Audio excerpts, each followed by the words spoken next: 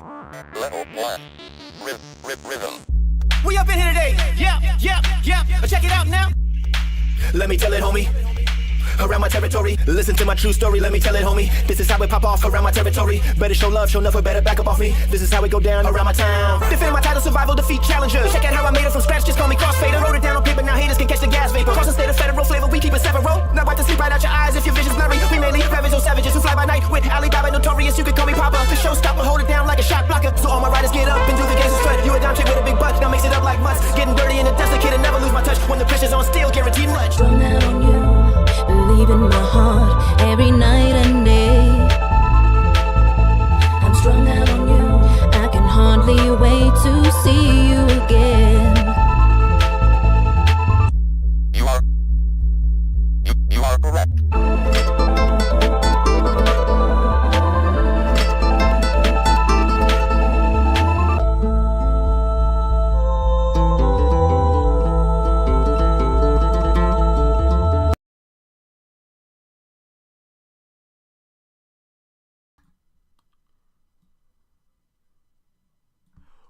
What's up? What's up, my players? How's everyone doing? Happy Sunday and welcome to another episode of Gaming Trouble. I am your host, HUD Zero, aka the old school player, aka the Iron Heart of Xbox, Torrance Hudson, and of course, we are going to be having a very interesting topic because it's been going on. I've been hearing in the interwebs. And a lot of these things are going disappearing left and right. They try and then they fail. But before we get started, let's talk about what have we been playing. I mean, that's I always like to get things started before we even get into the intros. But what have we been playing? Yeah.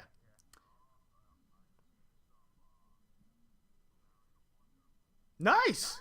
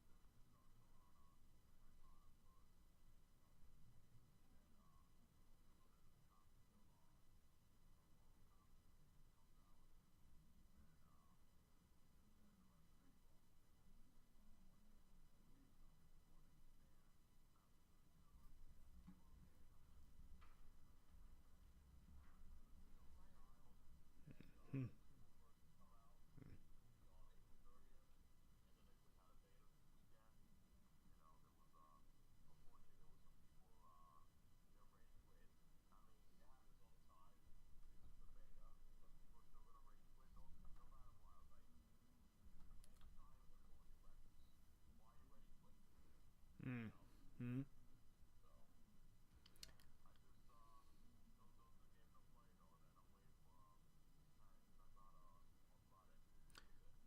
Nice. What about you, Tony?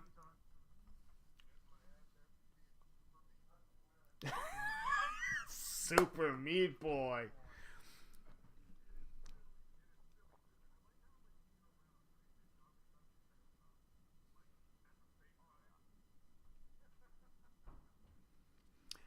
They, yeah, that's a game. That's a game that actually celebrates your punishments.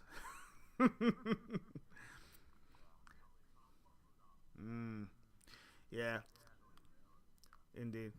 Well, this past yesterday, I actually decided to jump on and play a multiplayer game with my son of Absalom, and just yeah. So he was like, oh, he wanted to jump into my profiles. I said, okay, no problem, So we actually literally got like almost to the very end, one run, almost to the very end. But we actually had that one boss at the arena, and he is like, they really jack up the enemy difficulty when you play multiplayer. When you're single player, it's a little bit easier. Multiplayer, they really jack up the difficulty, man. I mean, the enemies are more spongier and they throw more at you and all that stuff. The power ups are better though. The rewards are better, and you get achievements also when you play multiplayer as well. You know, unlock characters. So it's awesome. I'm loving that game. That's a game that it's a glutton for punishment, but you actually get more leveled up and more powered up every single time you die. So whatever you collect, you know, it actually helps you in the long run. So it's pretty awesome. And of course, there's multiple paths too. So if you go one path and then you say, oh, you know, let me try this path too, you know, you get more stuff. I love Absalom. It's really awesome. I mean, top notch, man, top notch. So, all right. So now we got that out of the way. Let's get into our awesome intros. First, we're gonna talk to our awesome guy. He's all about that cosplay. He actually is really awesome. He actually did some amazing cosplay. And he won some awards, as you know, he won some contests too, right? And of course, he actually is into those collectibles. He collects amazing statuettes and figures, and I mean, come on, it's really awesome, especially the Kenshiro in the back. Yeah, very nice. And then of course, he's also of course, and then of course he's also into he's into that knowledge, man. You know, he's all about that, and of course those achievements and trophies. He's all into that. He's the hunter. He's the achievement hunter. He is the one and only Johnny Elisea.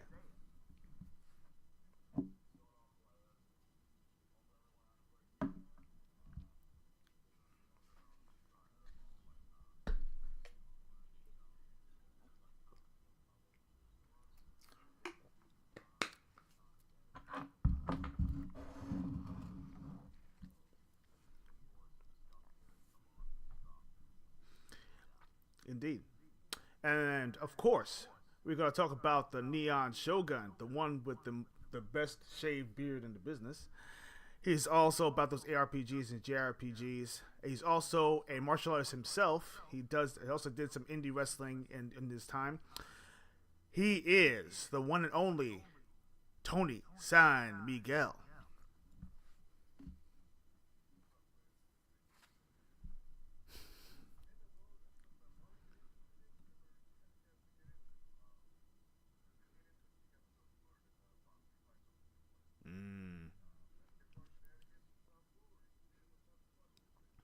Indeed, indeed.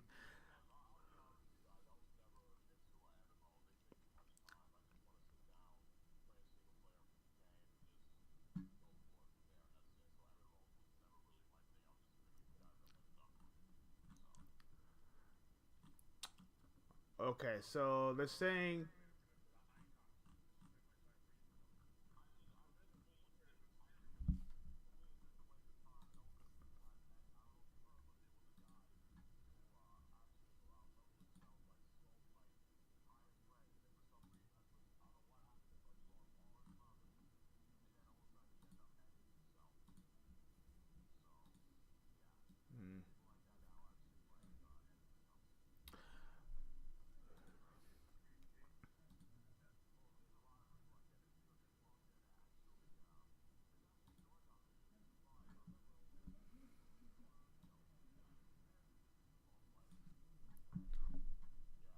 All right.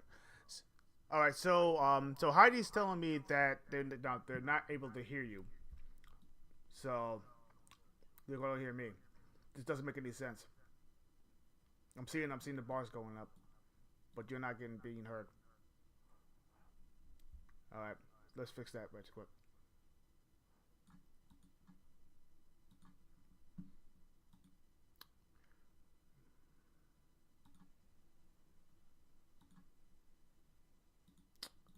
All right, keep on talking so that way I can actually see.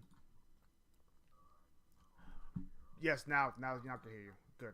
Yeah, we just have to make sure the chat can hear us. Okay, gotcha. Once we're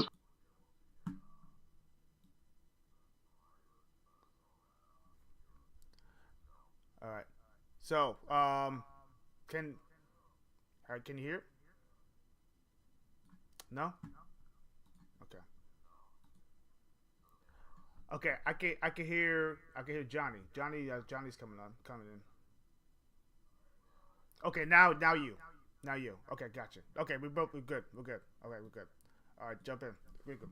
Yeah, we're good. All right. So let me see. We that means the intros. They didn't hear that either, huh?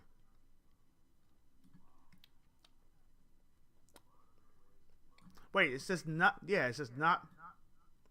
It says not Tony. It says not Tony. You. They can hear you. Yes. Yes. Tony, you talking?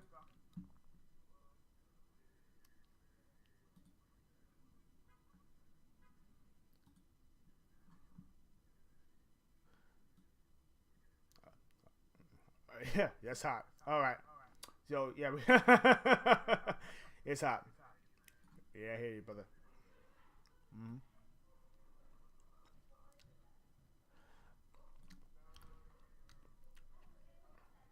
Now both you. Okay. Okay.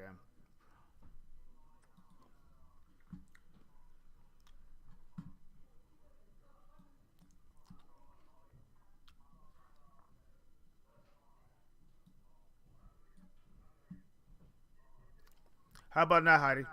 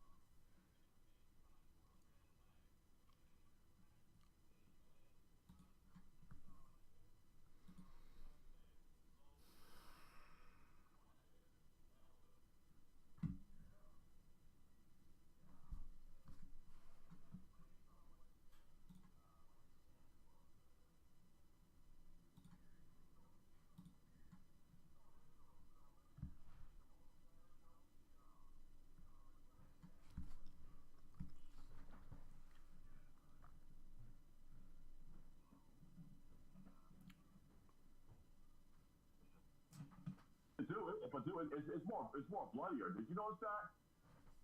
Yeah, like I said, man, I see bones and shit. Bones and inside. Messed up. Dude, the It part where makes he grabbed... Ninja Kamui look PG-13. No, exactly, yeah. The part where he grabbed him, after he gave Shade a bloody nose, and he grabbed his arms and he popped his elbows right out. You can see the bones coming out and getting popped out. Yeah. Oh. I cringe. Yeah, and then he put his fingers in his forehead. Heidi said we're here, Johnny. What's that? Heidi said she can hear us. Heidi said she can hear us. Great. Great. Awesome. Yeah, Boris, where's your handsome face, man? Yeah, where's your face, dude? Johnny, continue. Yeah, but then I love the part where he put his thumb right into his forehead and says, once I let go in 3 seconds, you'll be dead. He said, use those 3 seconds to think about all the sins you've done. Once he pulled out, he was like running like a zombie. He said, no, I don't want to die. I don't want to die. And then he got split in half and blew up. He got split in half and got blown up. I hope they take this through the entire series. I want to see it all the way down to the end when he fights Raul. I want to see all and the lead up, everything. Everybody's story. Ray, Toki, everybody. I want to see all their stories. Yeah, Juza, Fuda, all those characters. You gotta show all those characters, yeah. I think that, yeah, Like I think that's what they're doing. like Ken's Rage. Yeah, I think that's what they're They doing. covered They're following everything. yeah, they're following the manga. That's what it is. They're following the exact manga, like right there though. They're not like adding like more like episodes like they did with the original series. They're just like getting it straight from the books and just putting it out there. And they're just adding fight sequences. I said if they do that throughout the whole series, I'll be happy with it. Just make sure you finish it. And I'm glad there's a lot of people that are watching it now because it's a you know they have the modern look. You know they got the nice 3D graphics into it. I didn't mind the 3D at all. I don't know. There were some people that didn't like it, but I didn't care. I just wanted to make sure it looks good because I want people to watch this show. Like if they never seen Fist of North Star, they can start with this. You know? It's standard now, man. Like I said, you want to lose a fight, fight the future. We're in the future right now with that. Thank you, Heidi. All right. Exactly. What'd you say? No, I said actually I should just thank Heidi for for giving assistance because on my end I wasn't able to hear it. So Yeah. She thought it was Dorian turned to do sound check. yeah, indeed. So He's probably here. oh I I don't know who's there. Say hello, Dorian, if you're there. no He's probably just fine. he's probably just I see people. yes exactly. There we go. Okay, good. Yeah. But All right. But I can't wait for the next 2 episodes on Friday, man. I want to see how they look compared to it. I cannot wait. Yeah. Well, I have my Netflix on the It's not on Netflix. It's on Prime. On Prime. Okay, no problem. I have to. it's on Prime. At first, I thought it was going to be on Crunchyroll. I thought it was going to be on Crunchyroll, but because Crunchyroll has the original series, and I thought it was going to be on there, but it seems like Amazon Prime got it for now. All right, so it's on Prime. Okay. I'm happy Prime did not mess it up. Yeah, but I didn't like the English dub though. The English dub was bad though, so I recommend people watching the Japanese and English subtitle. That's the best. Wow. Yeah. Damn. It sounds like House of the Dead. OG House of the Dead. That kind of voice acting. Yeah, it sounded like AI robotic dub, but in English dub. I was like, no, gotta listen to the original Japanese. You remember House of the Dead, right? Of course. When the two characters are talking to each other too, it's so bad. Yeah. Oh god, that's horrible. I don't want to die. My God.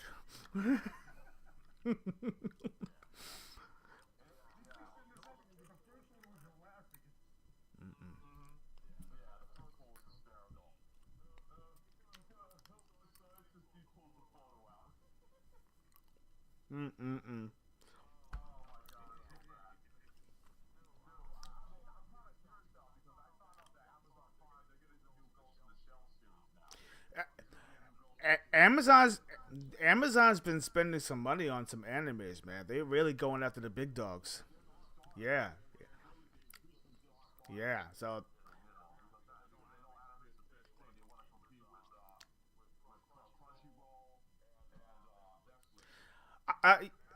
Johnny, I want to ask your opinion about that, Johnny. The Crunchyroll.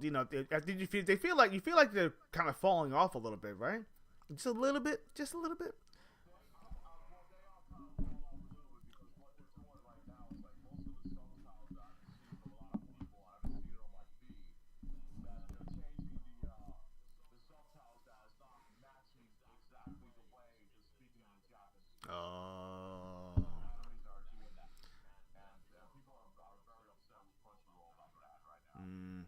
No, they need to work on that.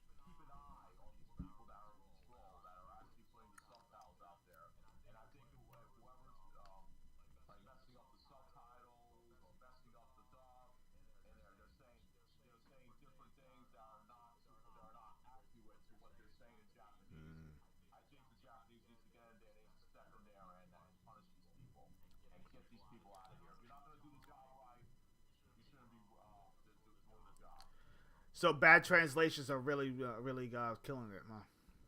It's just bad translation.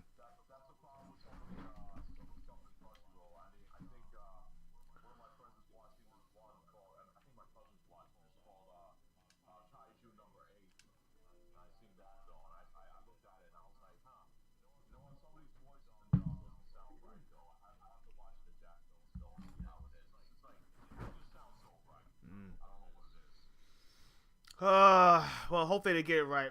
It actually, it's been a thing in the industry where bad dubbing, is really a culprit. They always want to change dialogue, or they don't make it accurate. Or they want to make it more modern for modern viewers.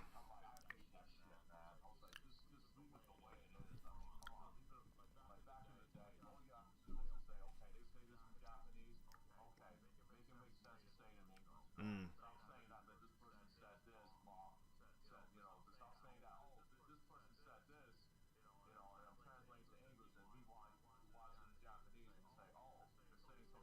Mm. Yeah, yeah, yeah.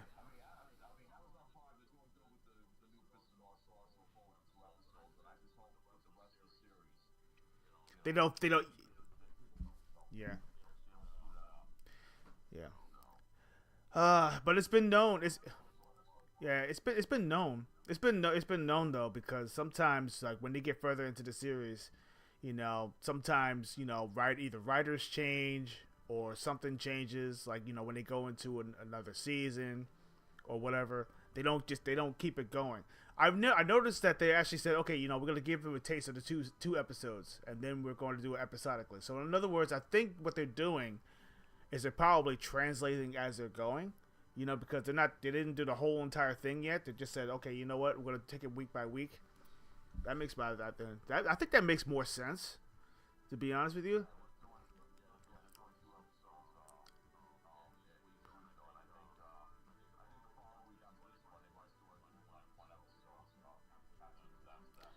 Keep keep them hungry. Keep them hungry.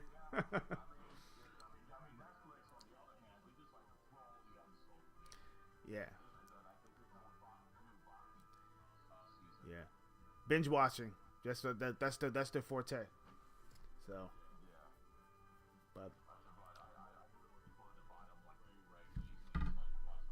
mm, yeah. You know what series that I actually miss, that actually they have not made a modern version, or they didn't even do any. I didn't even touch it for a while. You remember Tank Police? you know yeah, oh man, I missed that series. And I mean, I actually decided to fire it up, just for the hell of it. And I missed that show was awesome. I love it, man.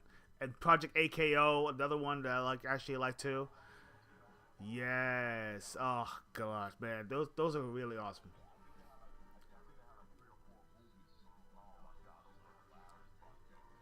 Yeah, man. Those are the series that I actually miss. And there's another series that I can't find anywhere. Happy Lesson. Now, why the hell can I not find that at all? It showed up. Yeah, Happy Lesson was on Crunchyroll for like a little while, and then afterwards they stopped doing the dubbing, and it went straight into the translations. And I guess after that they just quit. They just stopped. And now you can't even find it anymore. I don't understand that. It was that show was hilarious too.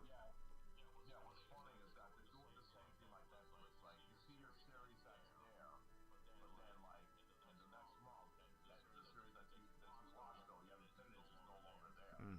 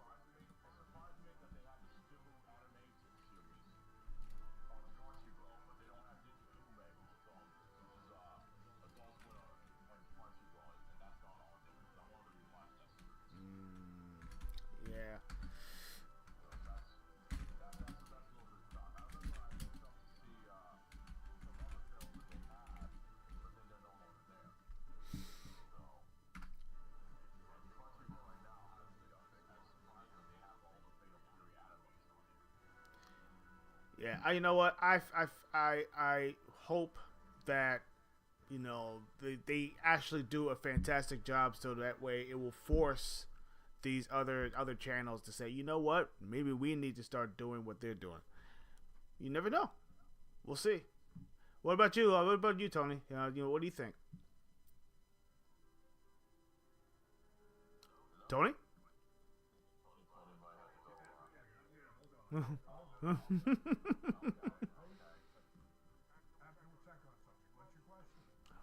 Oh, we were talking to. If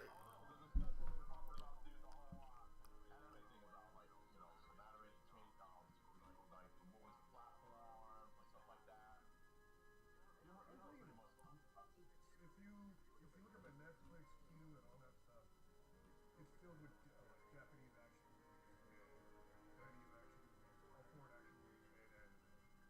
And they've got a huge selection as well as some animated live action adaptations that are pretty damn good. They're pretty good. I'm digging it. I'm happy to see it. Yeah, me too, man.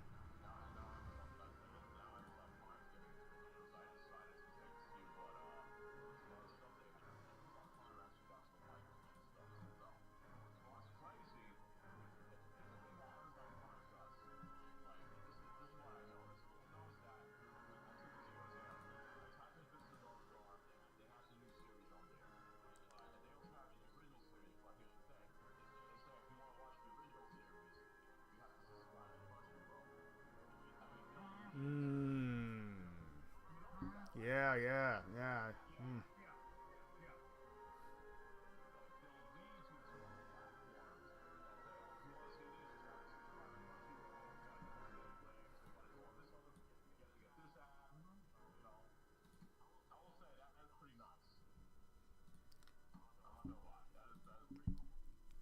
Amazon's more a hub than who has their own stuff.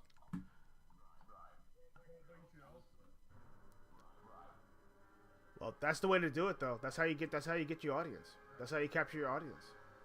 That's how you get them. That's how you get them. So. Mm-hmm.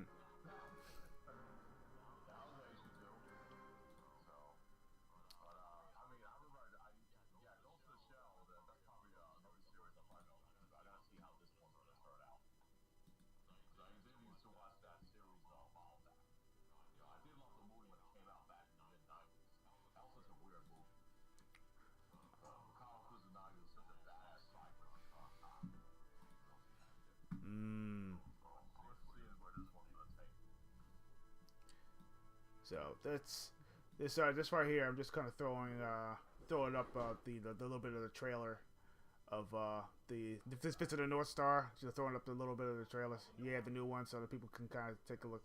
It looks really fucking good, man. So I'm gonna have to, sit down and watch it.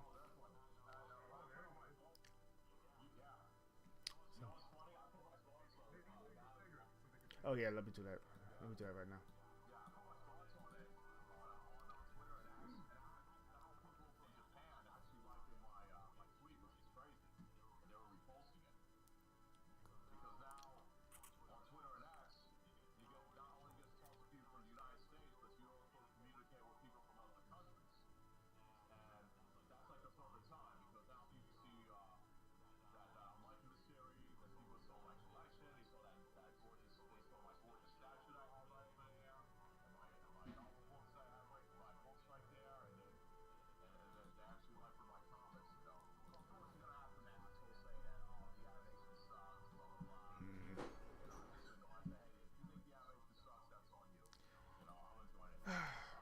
Listen, what?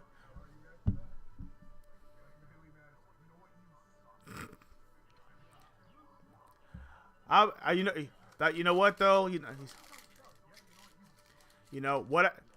what I eat don't make you shit. That's just a way to say it. So, yeah, it's gross, but it actually makes more. It makes sense.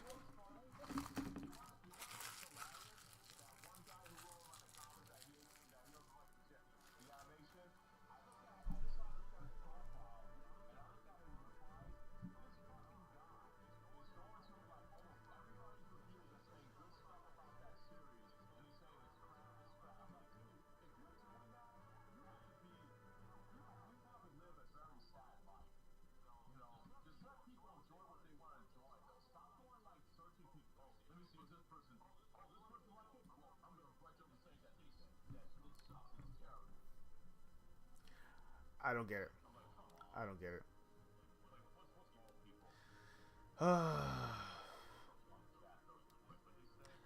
He said, I don't know what's going on with the audio, but we can't hear the videos you're showing and Tony and Johnny. It's saying that you or Tony. What? But the sound was just on. The sound was just on.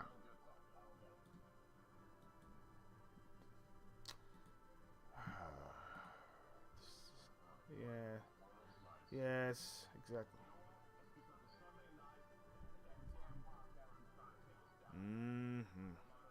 Nope. Nope. All right. Indeed. Yeah, right. Never forget it. All right. Can you hear him now? Now. Is this now? Okay, now you can hear him. I'm just firing shots everywhere, like 50 Cent in the early 2000s, just shooting everywhere. Hell yeah. Oh yeah, big shots like that. I don't care. I don't care. He says they have sound, but it's extremely low. How is extremely? I put it all the way up. They have sound. I put it all the way up. Now can you hear? Can you hear now? Because They got us. That's what we got. Okay, good. Okay. Oh boy. What the hell? I mean, well, you know. Oh boy.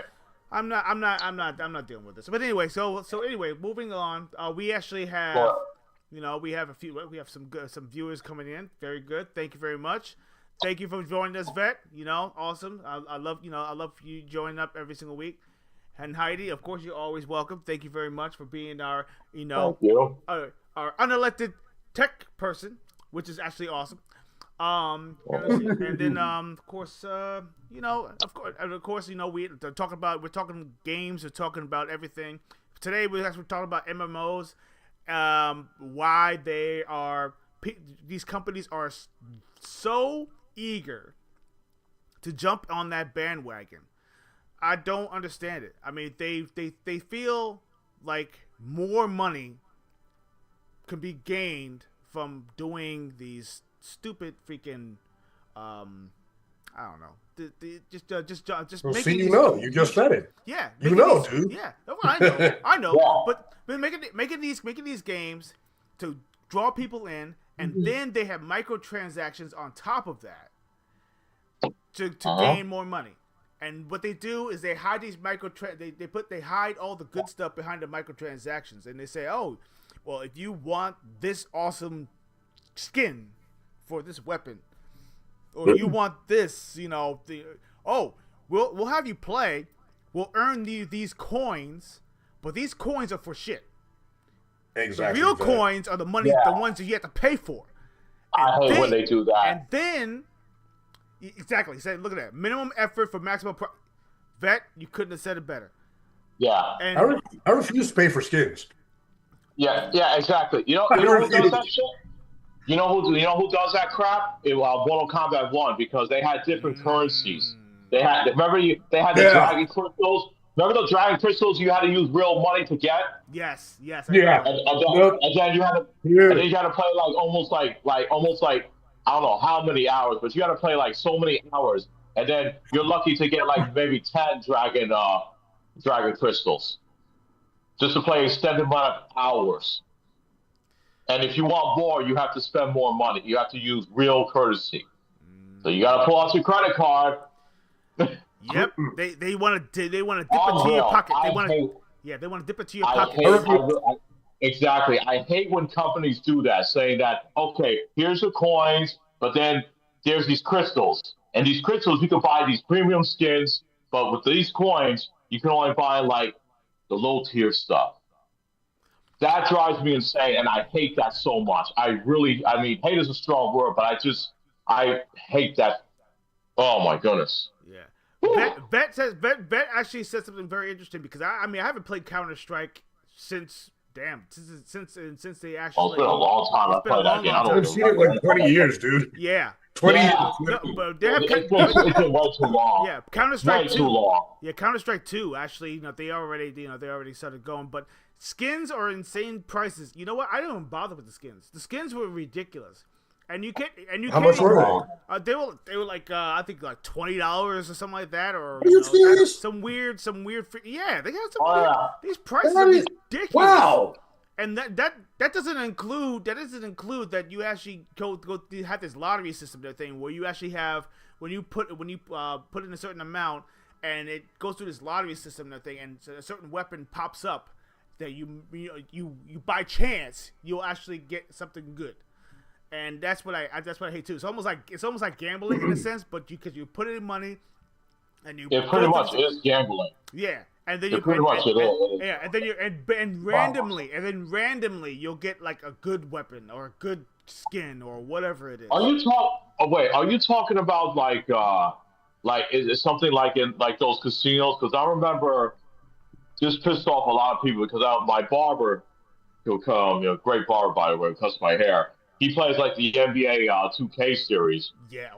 And he's already dropping that series, and they have these microtransactions. Like you have to drop in like some money in there or whatever you get, and you might get that thing, but it's never a guarantee though. And he tells me that anytime he tries that mode where he could dump his money, he might be able to get something good. He's always getting shit tier stuff, and he just gave up on it. He gave up the whole game period. He hates the NBA 2K series now. He doesn't even want to play it anymore.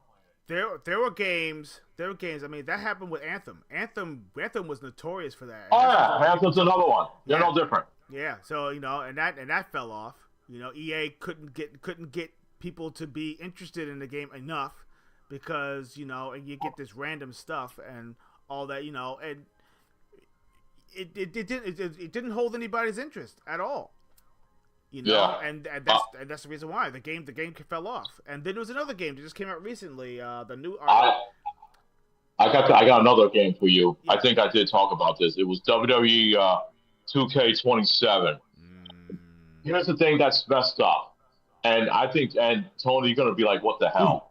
So, once you pay for the premium pass, and usually when you buy a premium pass, it's supposed to unlock everything. It's supposed to unlock the old SmackDown arenas, the old WCW arenas, the AAA Lucha Libre ring, because now they're associated with AAA Mexico right now. And you figure you'll be able to get all those, right? You pay the premium pass, you're gonna get everything whenever they come out. No, that's not the case, because right after you buy the premium pass, you already unlock the ability to unlock those. So that means you have to spend like extra money to get those extra currencies just to unlock those arenas. And what's worse is that if you want to play any of the AAA luchadors, like Psycho Clown and Psycho Clown and Mr. Iguana, and all those other Mexican wrestlers and Lady Shine and Pango and all these other guys, you have to spend a little extra money to play those characters and to play those other arenas. I'm like, are you serious? I was like, and now somebody actually did a thing online. If you want to buy everything, you have to spend like close to like $500 to $700 extra just to get all that stuff. And you could buy like the expensive edition of that game, but it doesn't guarantee you to unlock everything. And then you know what's worse? Somebody found a way. He said, here's an easy way to win matches so you can get more currency. You know what they did? They put a patch up and saying now, we found out that you're doing this, so now we're going to lower the currency now. Since people found a way to get more money like that, they said, okay, well, we're going to put a patch for it, so now you're going to get less money now. Okay, I want you guys to see this. I'm actually going to put this up. I'm going to put this up on the screen. Okay, go ahead. Yeah, I'm going to finish what I'm saying. Like I said, but go ahead. You can put it there. So, like I said before, if you want to unlock all these other wrestlers, like Psycho Clown, Pagano, and Mr. Iguana, and Lady Shine, all these other wrestlers, and all these arenas that you remember from the past, well, guess what? You're going to have to spend a lot of time playing that game, or you're going to have to fork out your credit card and unlock them all, and then to unlock those characters fast. It's just insane. I just can't believe that they went down this route. All right. It is crazy. Tony, what are your thoughts on this? Well, let me get this straight to make sure I understand it properly. So you buy the game, right? Then you buy that. Okay, then you buy that DLC package where you're supposed to unlock everything. Okay, so I get that. Now, what I'm hearing here now is you start the game, you expect those things to be unlocked. No, you still have to play through to unlock them. Okay, and then the last part that you threw in was a real kick in the balls, because if you don't want to spend those hours, they're going to charge you to buy them again to instantly unlock them. Wow, just the audacity. All right, I just threw it on the screen. Yeah. I just threw it on the It's screen. so bad. Okay. You know what? I mean, these people are. They might as well grab you punch you in the face and give you the finger. Dude, they might as well just punch you in the face. They might as well just punch you in the face and just take a long wood and shove it up your ass right there. Okay. And get kicked to the balls at the same time. You're getting humiliated. That's humiliation right there, man. So if I want to play, well, I'm not buying that game. I'll tell you that. So if I want to play as one of my favorite luchadors, like Pagano or Psycho Clown, okay. If I want to play those characters, you're telling me I gotta spend all these hours, like almost over close to 100 hours, just to play these characters, or I'm gonna have to fork up some more money just to unlock them early. Like seriously, what are we doing? You're getting double charged. Yeah, this is why people hate. They really hate the WWE 2K series now, and I don't blame them. And I see a bunch of videos of people bashing on them for doing this. People are saying, "Man, why can't we go back to the way how the SmackDown versus Raw series was back in the early 2000s, where we could just like all you have to do is beat certain modes and you can unlock this and unlock that." But no, they want to force more money out of people. Oh my God! I am almost disgusted by how much these people can actually milk. Just check out what Vet said in the chat. We're talking millions here. Look what Vet said in the chat. Literally millions. Yeah. Yeah. For a skin. Yes. 1.5 $2 million real monies. I have a feeling that it has to be a money laundering scheme, because there is no damn way anybody in their right mind would pay $1.5-2 million real money, by the way, for a digital fucking skin. There is no damn way. That is crazy. There is no damn way. It's like an NFT. I thought is NFT still around? I thought they were done already with that. No. I think they're done. I haven't heard anything about them. No. I haven't heard anything from them in such a long time, man. That's. Okay, so what I'm just looking right now, by brief description, price overview. They said the Karambit knives in Counter-Strike 2 have wide. Where you found it? Yeah, wide price variations, depending on the skin and the rarity and the wear conditions. Can you believe that? Common or budget-friendly skins can start at approximately $100 to $200. Jesus! While rare covert skins or highly sought-after patterns can exceed $2,000 to $5,000 US. Oh, good God! Factory new condition or stat track features, and the prices fluctuate based on the market demand, professional player popularity, and limited availability from cases or collect. Boy, you really have to be dedicated Or either that or just plain stupid. You just want to throw money into the. You might as well why don't you just take $1 million and throw it into the furnace? That's pretty much what you're doing, bruh. Yeah, just burn the fucking money. That's it. Just burn it. Holy fuck, man. And this is, but this is real. Did you hear? Remember the story a long, long time ago where a kid actually took his them parents' credit card about that. and spent $5,000 on freaking VC points or something like that for characters and car and whatever it was on a freaking soccer game. All right, man. I have questions. I have a lot of questions. Yeah, I bet you too. Go ahead. These are in-game skins, and they remind me of NFTs the way this is operating. I want to know is like, how are these rare? How are these not easily recreated for like free? I pulled up. I'm on Google image search right now. I pulled up all their skins.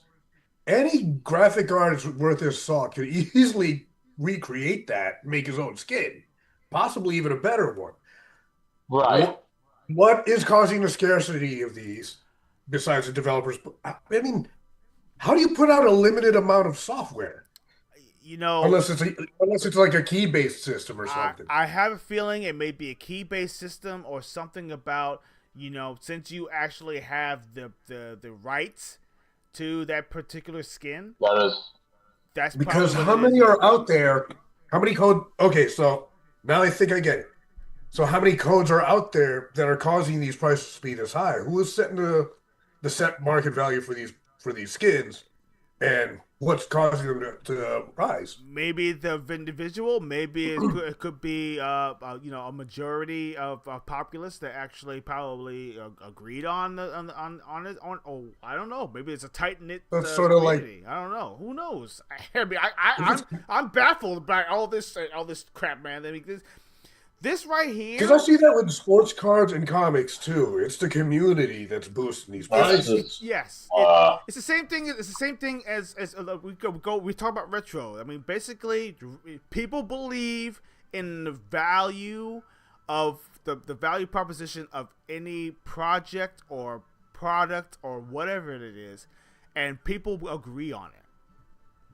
That's what happens, and then it just builds like that. The collector market is serious, man. It's almost like crypto. It's like crypto. It's like the crypto they market. Are serious. Yeah, but it's like the crypto market. The crypto market. People have to believe in that crypto for it to even gain that much value in the market. And if you get same with your dollars, dude. Yeah, ain't that scary? Yeah. Same with your dollars. That's the scary part. It's all money, man. This is big. That's a bag of words I'm not going to get into. It's all about money to these people. That's all it is. It's how do we say this? This has been going on for centuries. Think about this. We went from millennia, dude. Yeah, millennia. We talked about from stones. People believed in stones. Stones and rarity of gold and all that stuff. And then gold turned into paper currency, and people had to believe in the currency. And now we pretty much have the reason why inflation wasn't even invented. You got all the it's the same damn thing. It's the same concept. And this is actually exactly what's going on. And the least suspecting person thinking it's harmless. Come on, man. I don't even know harmless. I don't even how is it not? It's gambling. It's basically gambling. You're gambling your money away. You're putting the money inside there. Exactly. Right? You're not getting a major return. All you're getting is a digital product. You can't hold it. It's not tangible. No. I just don't understand that. Like, what's the purpose? Like, because when you buy that thing like digitally, that doesn't mean you're gonna have that forever. Like, what if they shut that game down and you lose everything? My God! Oh, jeez! Oh, yeah. I don't know how I would live with myself. I don't even know how I would live with myself. And then you're gonna look at every single dime that you actually spent on that freaking game, and you say, why? You could have bought yourself 2 houses and everything, or better yet, a mansion somewhere in Malibu. With half of the money that you freaking spent. It's ridiculous. I get a way around that because if video games are starting to become on the blockchain too. You could export it to a wallet, so you don't lose it. That is true. Then just whenever you want to play it. Yeah, but how do you treat that as an asset though? I mean, assets are something that you physically have. It's actually something that it's basically tangible. It's something that you can actually go back to. It's the community that puts those prices up there, that agrees on those prices and what it's worth, and the availability of whatever keys are left, dude. It's starting to make sense to me. And I just needed to talk it out, so I get it. Well, I mean, Chad, if I'm wrong on any of this, please let me know so I don't look like an idiot on the internet. Thank you.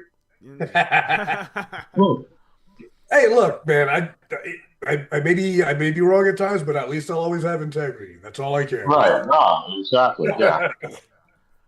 I really find it sad because you think about this. We're talking about our kids. We're talking about young folks, not even adults, young folks. We didn't even have to go. We didn't even go through this while we were kids, man. But I remember just like you bought the game, everything was there in that game. Everything was in that one cartridge or one disc, though. And now we're seeing that. Oh, you just bought the disc, though, but that's not even 100% of the game. You know how you unlock skins back then? You had to play well. Yes, you had to play well. And they were already in the cartridge or the disc or whatever. Yep. Or if you want to play extra characters, you had to play. You had to beat the game a few times. You know what game that I would have to blame for this? I would have to blame World of Warcraft. World of Warcraft, literally, I mean that, and also EverQuest. Those games. EverQuest. Yeah, remember EverQuest? I remember hearing about EverQuest. Yeah, I mean, yes, I remember EverQuest. Never played it, but I know what that is. I know a lot of people that actually play them. I saw how addictive it could be, so I stayed away from it, dude. I do. I want to say, dude. I heard a lot of people they ruined their lives because of those games. Their lives were ruined. Like there was, like I was saying earlier, like before we got on, like there was this, one guy, like I think he lost all his levels, and then he decided to end it himself. Oh god, yeah, I heard about that. Oh my god, this was tragic. Yeah, I was like, "Dag, over a game though." He ended, and then there was a Korean guy that was staying at the internet cafe for like days, like playing this, and he starved himself to death. But Bet said something very interesting. He says the rabbit hole goes way down the rabbit hole. But that's not he's says right. You rent skins too, and purchase insurance. And you can purchase insurance for your freaking skins. Oh my god! These are legit banking materials. I never heard of that. Renting skins? Oh my god! That's god! This is Look, if there's a skin that I want in the game, though, I want that skin in my game forever. Okay?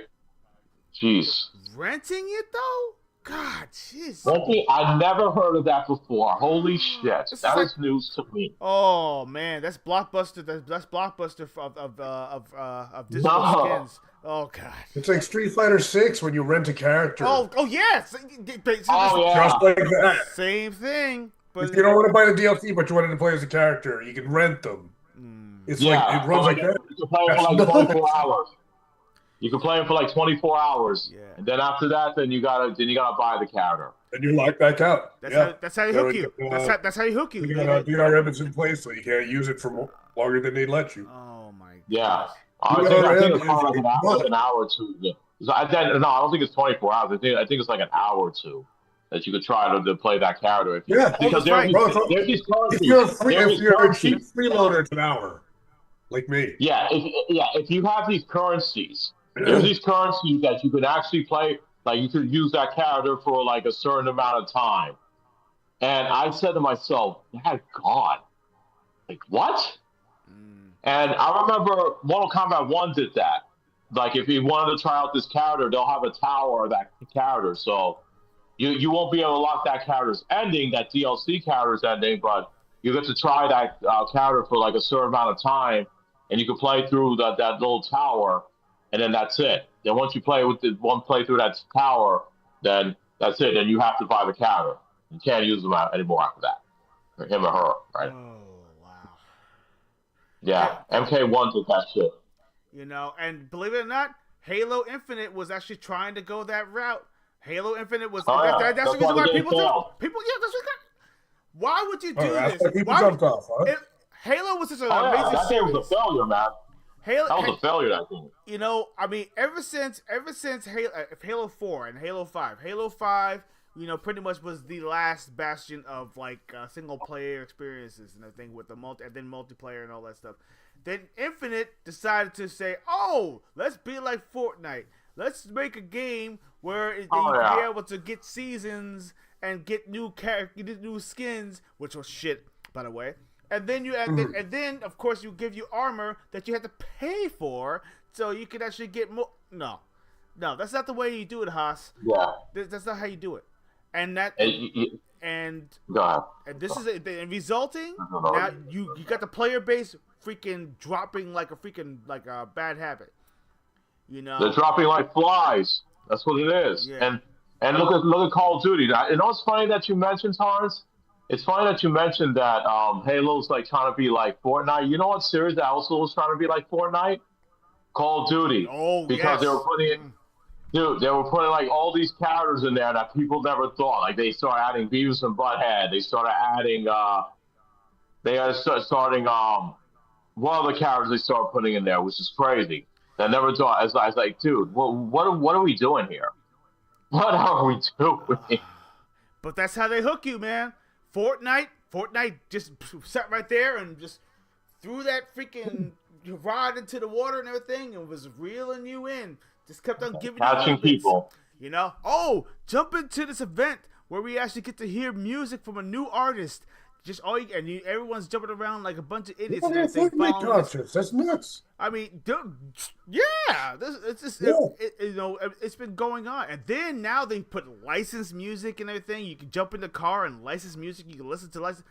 You know how much bank Fortnite is making? Epic right now has gotten a golden goose. Oh yeah, that's their golden goose now. You know, that's how they're making their Fortnite's Ready Player One, dude. Yeah, Watch. yeah. No. Pretty much. Yeah. It's gonna be. I mean, the character fantasy and all that. Oh yeah, it's Ready Player One, dude. Don't even put. And people basically living on that thing. Yeah. Let me tell you. You guys probably won't believe me. You guys probably won't believe me, but I never played a game of Fortnite ever. I never played a game of Fortnite. I played once. Got kicked and stopped. I don't know. I just never download or anything. I was just like, whatever. It's just like a shooting game. Now I see people are addicted to it and everything, and I'm like, you know. Never played it once, and I never want to touch that game after seeing all the shit that's been going on with that. Fortnite is a gateway drug. It's a gateway drug. Yeah. You know, I'm serious, because my sons actually played it. Basically, when they first got incepted, because you actually can build around your character. You get your wood and you get your weapons. You go out there and you build your character up and all that stuff. And then you sit right there, and when you go into the battles, you build your walls. You build and you climb up and stuff like that, and you shoot them down and all that. And you should see these kids, man. They're as they're shooting and stuff like that, they're jumping and doing 360, and 180 freaking shots and jumping in the air and all that stuff. And I'm sitting right there and I'm like,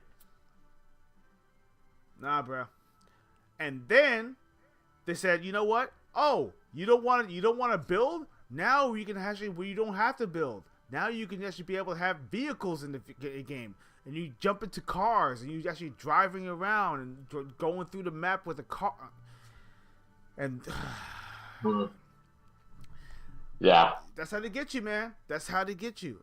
You know, now they're having licensed music and they having licensed characters and all that stuff, and just to get you in, remember when they had the Marvel thing? They had the Marvel characters and everything, Doctor Doom and all that stuff, and Superman and then I remember, and all that. I remember they had the Mortal Kombat characters in there. They had the Street Fighter characters in there. Yep. And they even put celebrities in that fucking game too. They even put Megan Thee. I think they put like Megan Thee Stallion, Cardi B. Cardi B, Megan Thee Stallion, Nicki Minaj, Nicki Minaj in there, and all that stuff. Trashy shit music, man. I tell you. And Oh man, I saw that and I was like, good lord. And I told, and they had even put Power Rangers in there. I told people like this.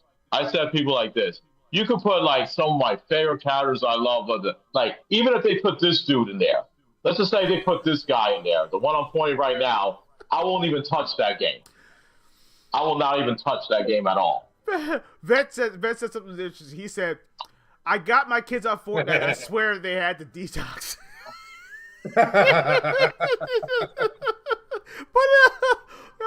See, that's some scary stuff to hear, man. These games. Roblox is Roblox is another one. Roblox is dangerous. Oh, my kids. The horror stories I've been hearing about Roblox, man. About that like there's creepy adults trying to attract kids.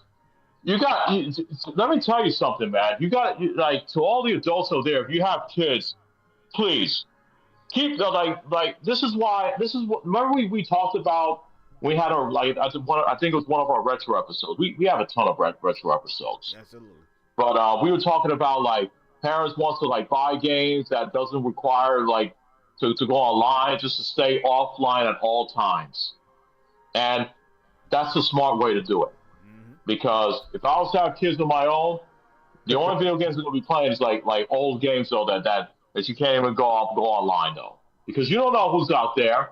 There's probably a fucking creep that's probably like next door, and by they could be sending your kids could probably by accident be sending them the address. Yeah, they don't know better. On a serious note and everything, they use it as a grooming tool and everything. And I personally, I'm completely disgusted. They need to be burned to death. These people, they really do. Exactly, but the money aspect, that's what's scary too. Think about this. Yeah. Early age gambling. That's pretty much what it is. Yeah. The MMOs and everything is supposed to be a fun game that you can engage and build your teams, get yourself a guild, you gather together in the thing like Neverwinter Nights, something like that. That's another game that actually it's hard to really get into because once you get into the game, you literally have to stay in the game because once you're out, getting back in is harder. Because you actually have people who already built they got new skins, new dragons. They already did raids and all that stuff. There's plenty of games like that out there. Yeah. But that's how they get you because the FOMO, the fear of missing out. They have to stay engaged because they fear that if they drop off, which is actually what these MMOs are doing.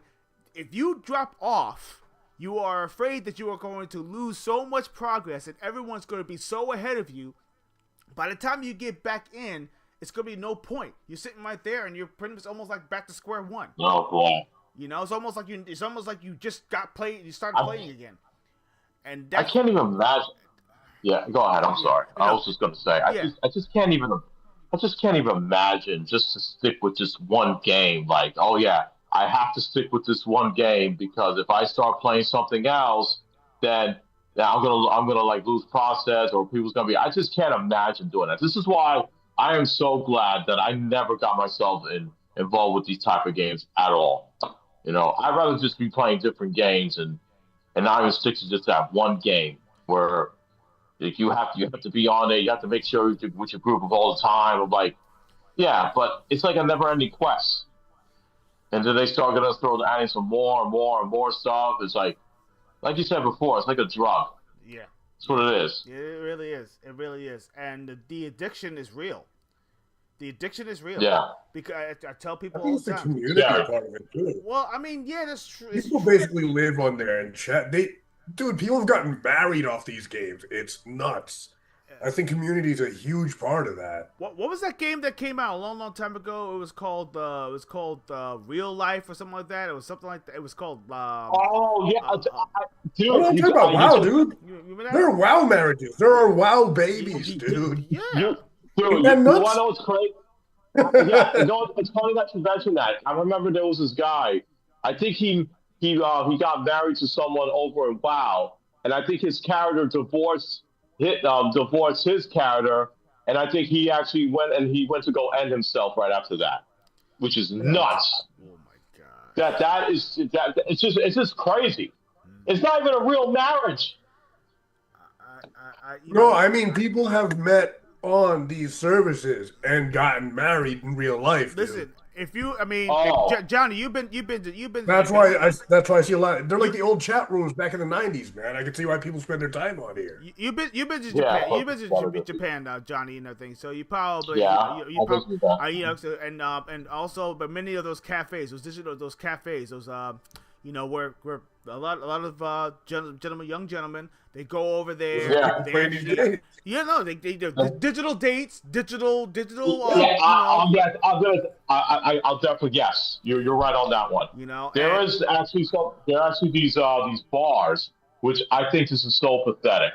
This is just my opinion. If people does it, that's on you. But me, I wouldn't do it. I think it's just pathetic that you go to these bars and you're chatting with a Japanese anime digital character right there that's pretending to be your friend or it's like they're trying to build a relationship. And I'm like, well, what is this?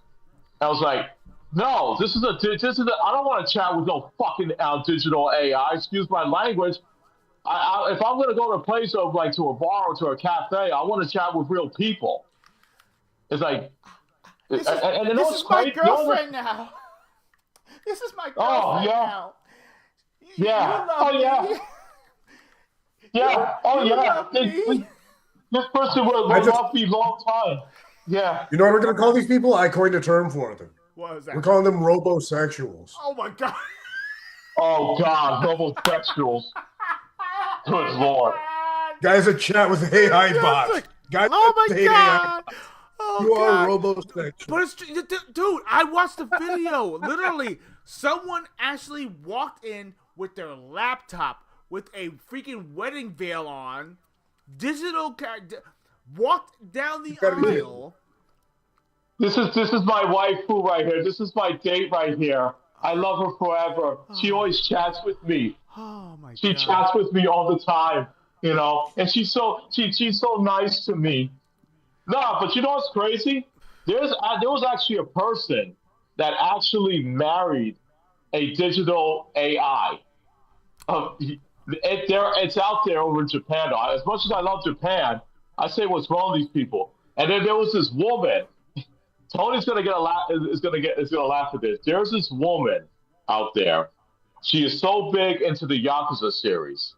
Okay, I know. She married a stance of Kiryu Kazuma. Yes. Yeah. She took a stance and put Kiryu Kazuma. Yes, this badass right here.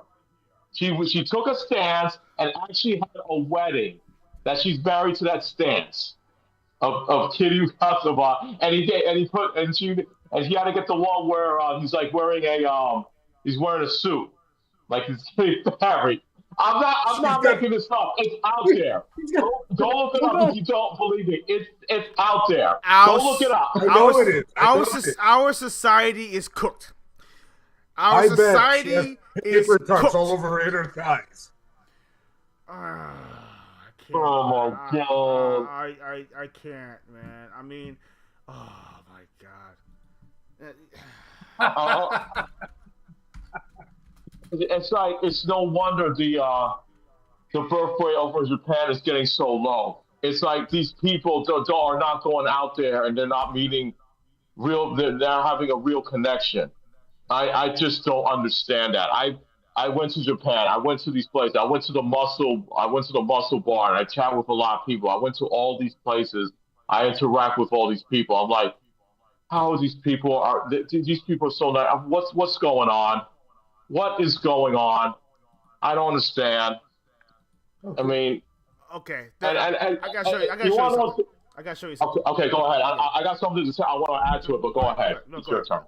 All right, so you saw? Yeah, I got you. Check this out. Okay, I actually go put it ahead. up right there. He said, "Look at this. People are now marrying AI inside the rise of synthetic intimacy. This is real. This is actually recent.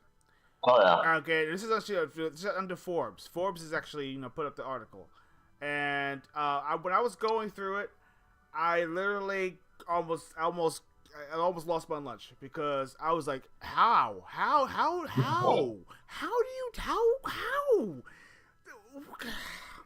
do you do this? How do you have a relationship with a non-physical person?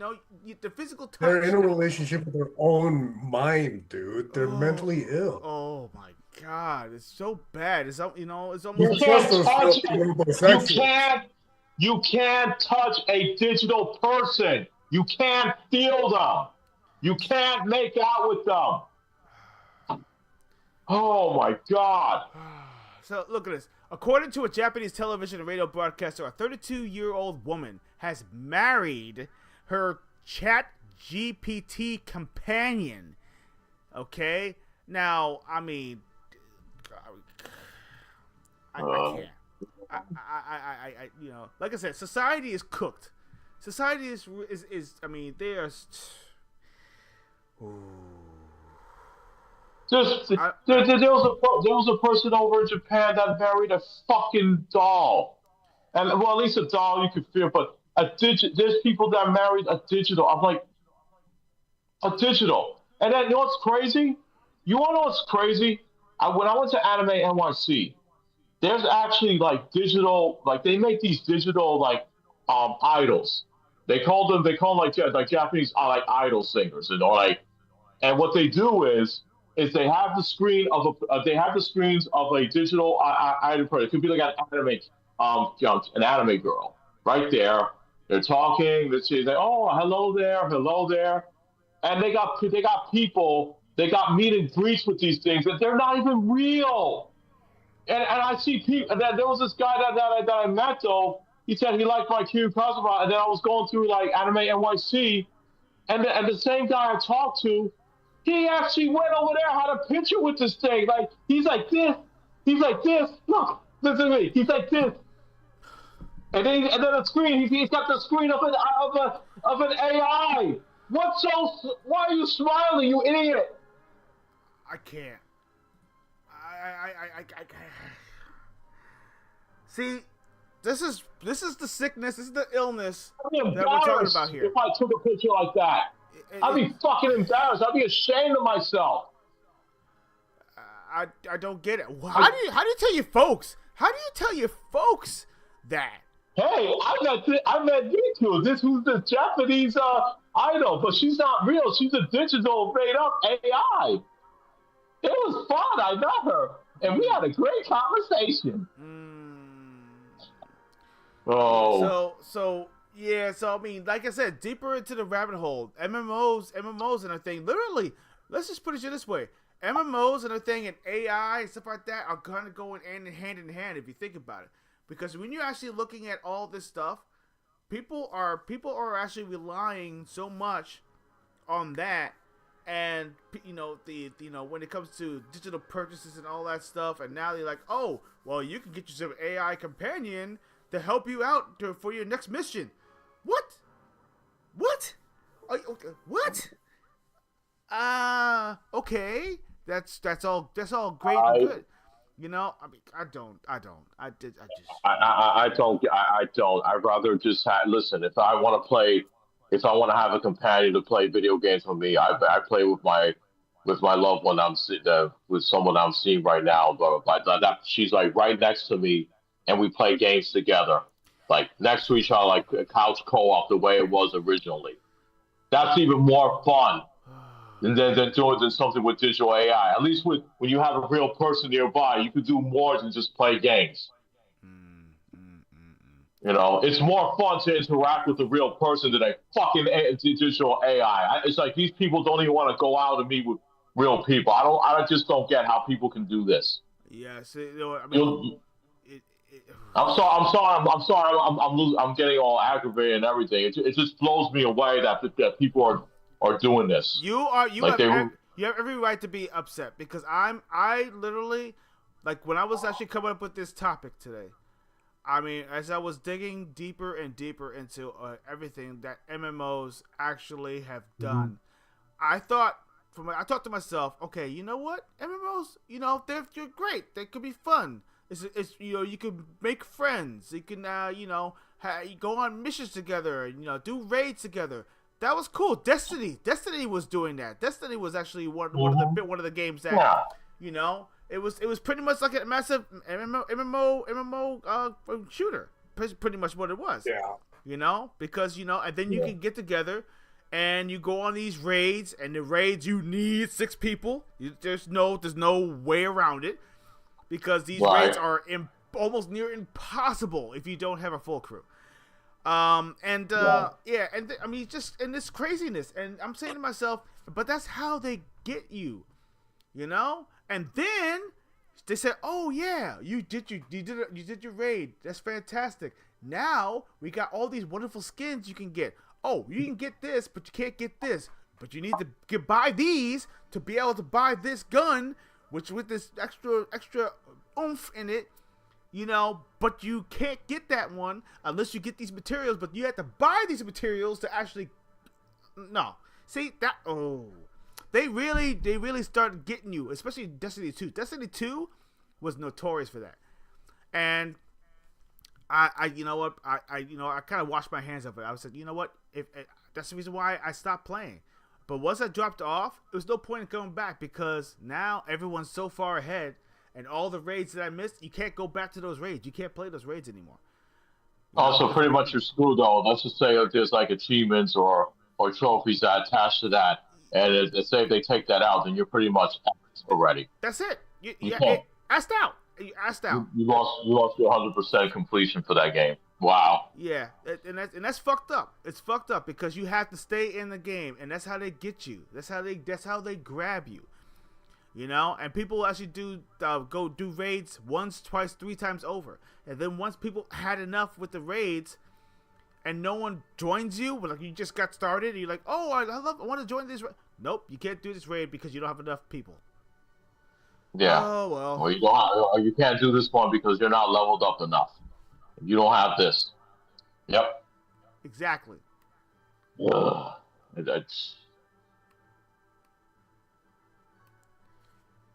I tell you. Yeah, it's bullshit. So, but anyway, you know what? I mean, you know, we're gonna go further into that, but let's go into our first intermission for the day. You know, for about 5 minutes. Sure. All right. Trouble will return after this commercial break. Super Double Dragon, the ultimate in Super Nintendo martial arts action. All new weapons, characters, and street fighting action. Super Double Dragon for Super NES and Double Dragon 3 for Sega Genesis. The action keeps coming. Double Dragon, the greatest martial arts video game legend ever. Kick it off with the million-seller Double Dragon 2 for your NES. And now, the incredible Double Dragon 2 Legend comes to Game Boy. The most outrageous portable street fighting action ever.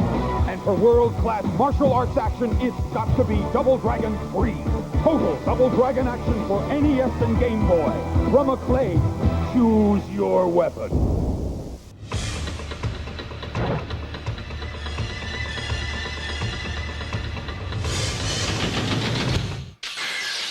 Return of Double Dragon for Super Famicom. Technos! Double Dragon 3, the ultimate in NES martial arts action continues with all new weapons, characters, and street fighting moves against the world's most awesome villains. Double Dragon 3 from Acclaim, the action... Double Dragon 2, the revenge for your Nintendo Entertainment System. The blockbuster arcade hit. 2-player head-to-head action. Double Dragon 2, the revenge. Double Dragon 2. The revenge for your Nintendo Entertainment System.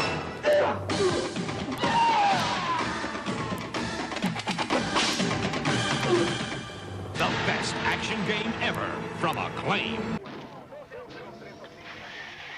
Shaquille O'Neal, a.k.a.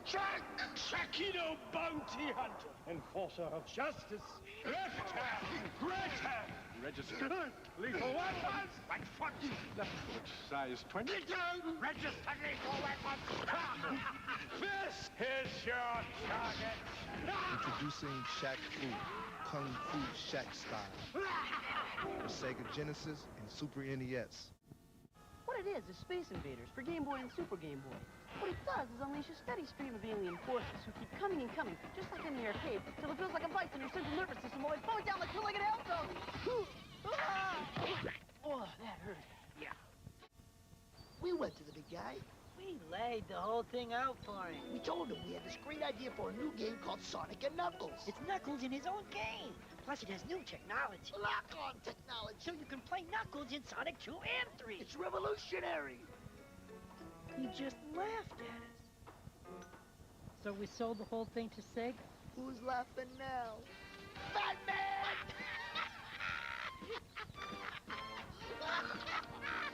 Sega.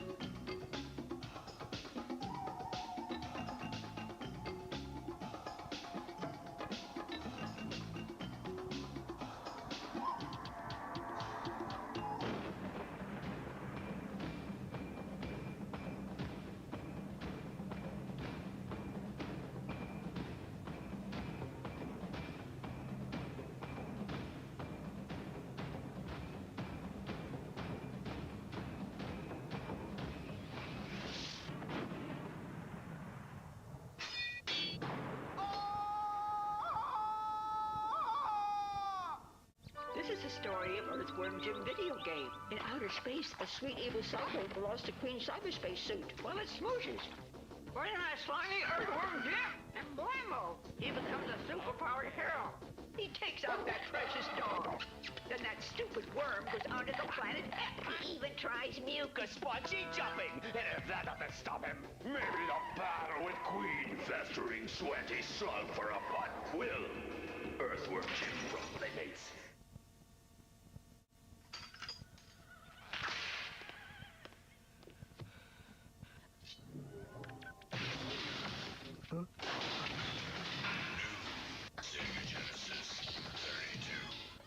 Welcome to the next level.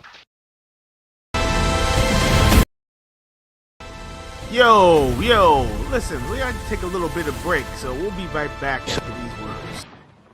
Hey, plumber boy, mustache man, your worst nightmare has arrived. Pack up your stuff. I got a little surprise for you here. Check it out. What do you think about that?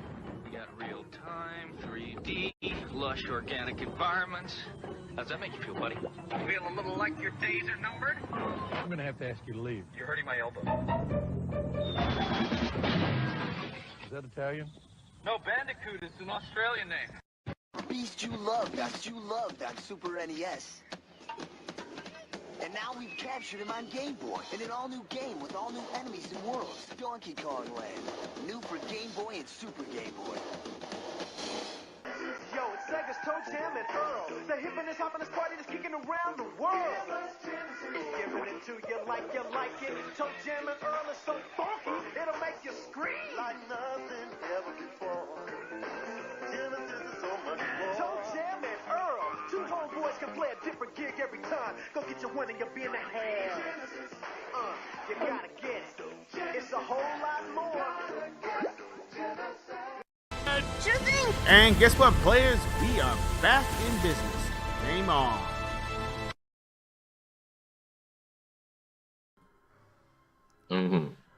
Oh, yes. And we are back, ladies and gentlemen. We are back. Right back to our topic of this. We're talking about the MMO dilemma. You know, MMO games are actually saturating the markets and actually causing a video game apocalypse of some sort, because it turns out that a lot of companies are trying to mimic the success of great games such as Minecraft, as Roblox, and other games of that sort, and Fortnite, and they're trying to catch that wave, and I guess failing, in many ways or another, because every single time they actually come up with a game, the game doesn't last. Either they don't keep enough player engagement. They have like 100,000 players one day, and then down to like 23,000 players, and then the following week down to 5,000 players, to the point that no one wants to play it at all. And yeah, and that's it. And then the company says, "Oh, we're not making enough money out of this, so it turns out we're gonna have to shut the game down." We're gonna shut the game down. That's it. Yep. Is PUBG still around? PUBG's been around. Yes, PUBG's okay. So they're still around. They're there. I mean, as a matter of fact, they have a new one. And Warframe, yeah, Warframe's big. Warframe's blown up, man. Huge. I remember when it first came out. It's huge. The Warframe community is huge. I played and I was like, okay, this is cool. Then I got bored because nobody was playing. Now, like 2 years later, everyone's playing. I'm like, come on, man. It's crazy, man. Probably had like an update or something. That's why people go back to them. Oh, yeah, or it got massive pushes somewhere. I saw it all over Xbox for a while. Yep. And not only that, I mean, PUBG is actually doing very good. I think people are still playing Destiny, but I mean, Destiny is not really as. Those are the diehards, dude. Prominent, yeah, but the diehards are still. Those guys will kick your ass in 2 seconds. As soon as you spawn, you're done. Oh my god! They know all the spawns. They know all the spawn spots. Yeah, they're just waiting there. They're just waiting for someone to spawn. Yeah, they know all the spawn. they know all the spawn spots. So basically you go in and you actually get narked every single time, man. I mean, yeah. Those are pros. Man. They've been at it for like 10 years now. Mm-hmm. Exactly, and but then again, of course, you have those pay to win people too, and the thing where they sit right there and they're so desperate to get the newest weapon or the newest armor, and it's like, oh, but I need that, and they spend the money on it so they can actually get that extra boost. There is one aspect I am surprised you have not brought up yet. What is that? Players that farm and sell the characters. South Koreans were doing that with StarCraft. Oh, that's right, StarCraft. I forgot. You remember that? Yeah, bro, they were playing like StarCraft they're is selling characters for thousands of dollars. It's huge in South Korea. Yeah, people get paid to do that. Yeah. Mm-hmm. So you have that. You have the StarCraft players. And that's another thing too. Yeah. I mean, if StarCraft comes around, and they make those games for. Well, actually, they did make it for console at one time. Yeah, I think it's still around, dude. And it's still around. No, it's still around. Let me see. Vet says, quit forcing multiplayer. Build excellent single-player experiences on multiplayer. Stop the microtransactions and crap. DLC. Absolutely. 100. Can we go back 100. Can we go back to epic expansions that make it feel like a new game? Yes. That's a hell yes. Absolutely. The sports game figured it out. Why can't every other game figure it out? Destiny 2 did a fantastic job of actually making the game feel new. They did. They always tend to do something different, and they actually make new weapons, new abilities, and all that stuff. They actually make it into almost a new game in a sense. And it's like but the DLCs were worthwhile because it gives you an opportunity to get all that good stuff. It's almost like starting all over again. Like if you jump into the game for the first time, and you actually kind of starting from scratch, and everybody who actually got all that extra stuff, well, they're starting from scratch too. So you're pretty much at ground zero all together when the DLC comes. That's what was cool about Destiny 2. I don't know how it is now because it's been forever a day that I actually jumped into Destiny 2, but yeah, I mean that's how you do it. But other MMOs, forget that, man. If you don't jump in the bandwagon right away, you're done. It's like it's no point. Oh, let me jump into it now. What's no point, man? There's no point, dude, And then you look at all the skins that are available. They're limited time too. Most of the skins, like people. Oh, I gotta get it. Oh, I gotta get it. Oh my god. Oh, this is so cool. Oh, it's only available for this month or whatever it is. Oh, and then they pull out their wallet and they download the skin, and now you have the skin. And then people who actually said, "Oh, cool, where'd you get that skin from?" Oh, it's not available anymore, dude. Come on, you're screwed. Seriously? That's how they get you, man. Yeah, you missed out on it. You're screwed. Thank you very much. Yeah, exactly. And you can't go back and you can't download it and it's no longer available. Like for instance, I actually playing what do you call it? the First Descendant, another MMO RPG. You know, it's a cool game. But the thing is, though, the microtransactions is like necessary for all the skins. You can't earn them. They give you a few things. They'll piecemeal you a couple of things, but everything else, forget it. You have to spend money on it. It's bullshit. It's bullshit. So I'm gonna sit right there and like the Bayonetta one. The Bayonetta one, it was so cool. I was like, oh shoot, Bayonetta. And then I saw the price. I said, oh, that's bullshit, man. That means they'll even sell their code skins on eBay for a lot of money as well. Oh, that's right. Yeah, I heard about that. They sell the keys. They sell the keys to get the. Yeah, I know. Yep. And that's how they get. That's how they do it nowadays. And that's the unfair disadvantage that most players who jump on for the first time have.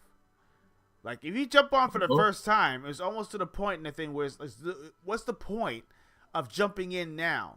Now you might get a few people that might help you out, get a boost. You know, they're like, oh yeah, well I'm level 37 and you're like level 2 or 3 or whatever it is. So they'll join you with a couple of missions just to kind of help you out, to get you, to come bring you along. You know what I mean? Like you'll go get some of the bosses or whatever it is. And most of the things that you gather, you get the experience or whatever it is, that's cool. But other people, forget that, man. They're like, oh, they're doing their own thing. Like you jump on and it says waiting 33 seconds, and then 1 minute, and then 2 minutes, and then 4 minutes, and then 8 minutes, and nobody's jumping on because everybody's moved on, and you're like the only person to try, and you can't get into the mission by yourself because no one's joining you. Nobody wants to play with me. Yeah, exactly. it's nobody wants to play with me. The division is cool because the division you can actually jump into a mission by yourself, but some missions I love the division. But some of the missions though you do need people. Like for instance, the tower. Oh my god, dude, the tower. You know what I'm talking about though. Tony. Yeah, some missions you're required, or you have to replay the levels just to get leveled up. Yeah, I got to the top of the tower by myself, and the last boss. That's a feat, dude. Yeah, the last boss. Forget it. If you don't have anybody to help you out, it's no point. It's no point unless you really jacked, unless you really have extra health and all that stuff, because they have EMPs that knock down your things. They have all that stuff. They have the remote bombs. They got all that stuff. And even worse, you can't backtrack. That once you get past that door, the door closes behind you. You can't get back through the door. And you're pretty much trapped in that arena. And they lock you in. And they're flanking you on both freaking sides. There is no damn way. And that's no matter how many times I try to revive myself and all that stuff, forget it. You can't even do the health thing. Like you put the health thing down, the EMP completely wipes it out. Like it would just shut you down. I'm like, oh, come on, man. So you have to either run and gun or what you call fight or flight. That's pretty much how it is. That's bullshit. Yo, Daryl, hey, what's going on, man? And hey, Doria, there he is. How's it going, man? Wow, yes, they're here. Gs. Indeed. The two dudes. How are you? Absolutely. Let's see. He said, let's see. Tony, he says, yeah, but they do the same thing now. I don't know what you're referring to. Oh, yeah, okay. Microtransactions just to get you account banned. Referring to what? What game? I'm trying to figure out what you're talking about, Daryl. Try to elaborate a little bit. He's talking about the division. We're talking about the division. Oh, talking about the division. Okay, that's what you're talking about. Oh, okay, yeah. Microtransactions just to get you account banned. Oh, well, that's true. The division is actually fantastic. Division 1 still going strong. The Division 2, and the Division 2, is still doing pretty decent. And you know what? Both games are different enough to actually really enjoy both. And that's what's so cool about it. I love it. And I just wish that I wish that all the companies would start to, understand how you could do it. Like you could have a single player experience and a multiplayer experience at the same time. That's what's so awesome about the Division.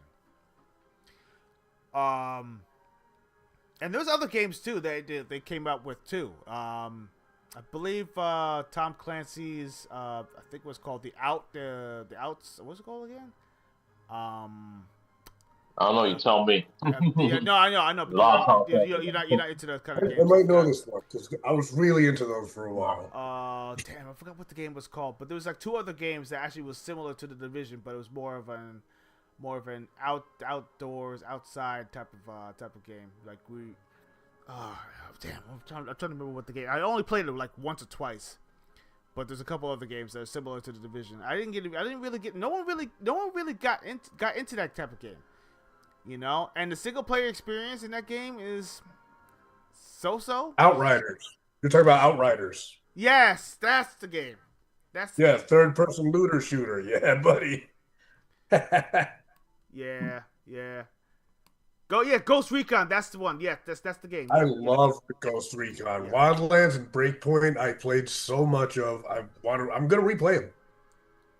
I unlocked everything in Wildlands. There's nothing left for me to do. Wow. Oh, you like?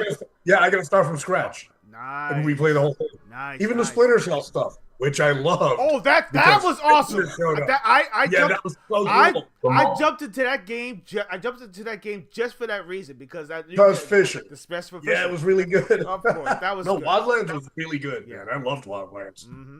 So Wildlands and Outsiders, Outsiders was actually another good game that actually was pretty awesome. Hard though. Really, really, really, really difficult. Trying to play by yourself and everything ain't cool. In Outsiders. No, it really isn't. Yeah, you get your ass handed to you sometimes, man. Twice. Because the enemies are bullet sponges, especially the bosses. Come on, man. But see, the thing is though, I mean, there's a difference. The MMOs that are coming out now are more cash grabs than anything like these. These MMOs that we're talking about, those right there are cool. Why? Because it feels like you earned something. It feels like you gained something. And you don't have to pay for anything because most of the stuff that you get is pretty much earned. And anything extra is a bonus. But MMOs now, forget it, man. It's like if you're gonna be in, you gotta be all in. And that's the problem with most of the the MMO RPGs that are coming out now. Bro, me and Daryl and Dorian, and we're talking about some of the DLC with Ghost Recon. They had Terminator and Predator tie-ins. That was awesome. Oh, that's right. In Ghost Recon? Yes, you remember the Terminator stuff was nuts. That was awesome. Yes. Terminator. Oh, those Terminators come at you, man. They are scary in the game. I didn't know they are bullet sponges. Just bullet sponges. Well, they're made of like metal. Like a movie, they are bullet sponge. Yeah. They're made of metal, so you need heavy artillery to take them out. Mm-hmm. You get to play as Sarah Connor. Sarah Connor. No, because you could actually do that in Gears of War 5. In Gears of War 5, they have the Terminator. They had a Terminator DLC. Now that you mention it. Oh, that's right. That's right. Really? Yeah. I forgot about that. Yeah. Look at that. I missed it. But unfortunately, but no, it was right there. It was like in the beginning of the game. I'm surprised you missed it. But yeah, I mean, you got to. But unfortunately, she was based off the Dark Fate, though, which I freaking hated that movie. The minute they killed John Carter, I shut the movie off. Oh shoot, that's right. Oh yeah. Yeah, it was. Sarah Connor was based off the Dark Fate movie, which is a piece of shit movie. Yeah, people were confused about that. He's like, wait a minute, wasn't John Connor supposed to be the one who was supposed to be the savior? Dude, the movie didn't make no fucking sense. No, it makes no sense at all. Because that was the whole purpose. John Carter had to survive, so that way they can fight the machines. And then the movie starts off, John Carter's young, and Sarah Connor was right there. A T-800 came and shot John Connor right there. And there was a lot of people that walked out of the movie because of that shit. I said, yeah, I would have done the same thing. The minute I saw that, or something? Huh? No, Is it an alternate timeline or something? It doesn't make any sense. No, it doesn't make any sense. That's what I'm saying. The movie came out and it was like the worst Terminator movie. Okay, you know what? I mean, it didn't make no sense because this is a time that they were doing the whole girl boss babe, and then they put this female Terminator, which was a very unlikable characters, and they put like this female, like she's supposed to say. This is a time when they were putting all this woke bullshit that was going on at the time. You know. And so they said, "Oh no, we can't have a male savior." So that, and guess what? The movie fucking bombed. What so was congratulations, congratulations! You destroyed the Terminator franchise. Luckily, Terminator Resistance came out, and that was such a beloved game. Now that game should have a movie based on that game right there. I agree. Because it actually respects the franchise. But yeah. The timeline, I didn't want to interrupt, but the timeline that remember the one with they had this Terminator series, the one with Summer Glau. Oh, it was called the Sarah Connor Chronicles. Sarah Connor, yeah. So that was actually a good show. And, yeah, that was a very good show. I was surprised it didn't even last that long. The timeline was weird because remember when they actually went into the future, they realized that everything. He's like, wait a minute, hold on a second, what year is this? And then they said, it was way past the timeline, that thing where everything, the nuke actually went off. They were like, wait a minute, this doesn't make any sense, and also to realize that they didn't get to explain that. Yeah, it's unfortunate because they weren't able to reach that point where they could have explained that whole situation. So it's almost. It was like a good series. I feel like the Terminator series was almost like this fucked up DC timeline instead of actually having it like almost like the Avengers timeline kind of thing. Where they had the multiverse kind of thing. I feel like that's what's going on. Like they completely fucked up the timeline, and now you have all these different timelines and all these different things that actually happen. And it just, I got confused. Terminator 2 Judgment Day. People actually looked at Judgment Day, and they felt like Judgment Day was kind of like the definitive end to the series. Then they made a Terminator 3. Then I was like, wait. Yeah, Rise of the Machines. Yeah. Yeah, so Rise of the Machines, and I'm saying to myself, okay, that doesn't make any sense. And then they had another movie where it showed John Connor actually return. And then he's like, "Wait a minute! What? I thought I changed. I thought I changed the fate. I tried to change the fate of the future." And then it says, "No, you didn't change the fate. But what happened is that you fucked up the timeline. So now, the Terminators advanced. Yeah. The Terminators are advanced Bro, he now." talks like punks with the androids. There was also, you forgot one movie after that though. There was another movie called Terminator Salvation. That's right, Salvation. Also. The one with You forgot about that movie. Yeah, when Christian Bale played as John Connor. Yeah. Yeah, I forgot about that one. Yeah, and so I'm looking at that. I'm like, so what exactly am I looking at here? I mean, isn't he supposed to be brought into the past to save Sarah Connor from getting killed? And then she actually had his child, which actually became, it just blew. It completely blew on. Yeah. I guess they didn't have time to really explain anything, and people had to figure it out. I don't know. They messed up, and then they kept on, and now they keep on making new Terminators. He's like another Terminator. How many more Terminator movies are going to come out? And then it says one where, he's like almost like a human being.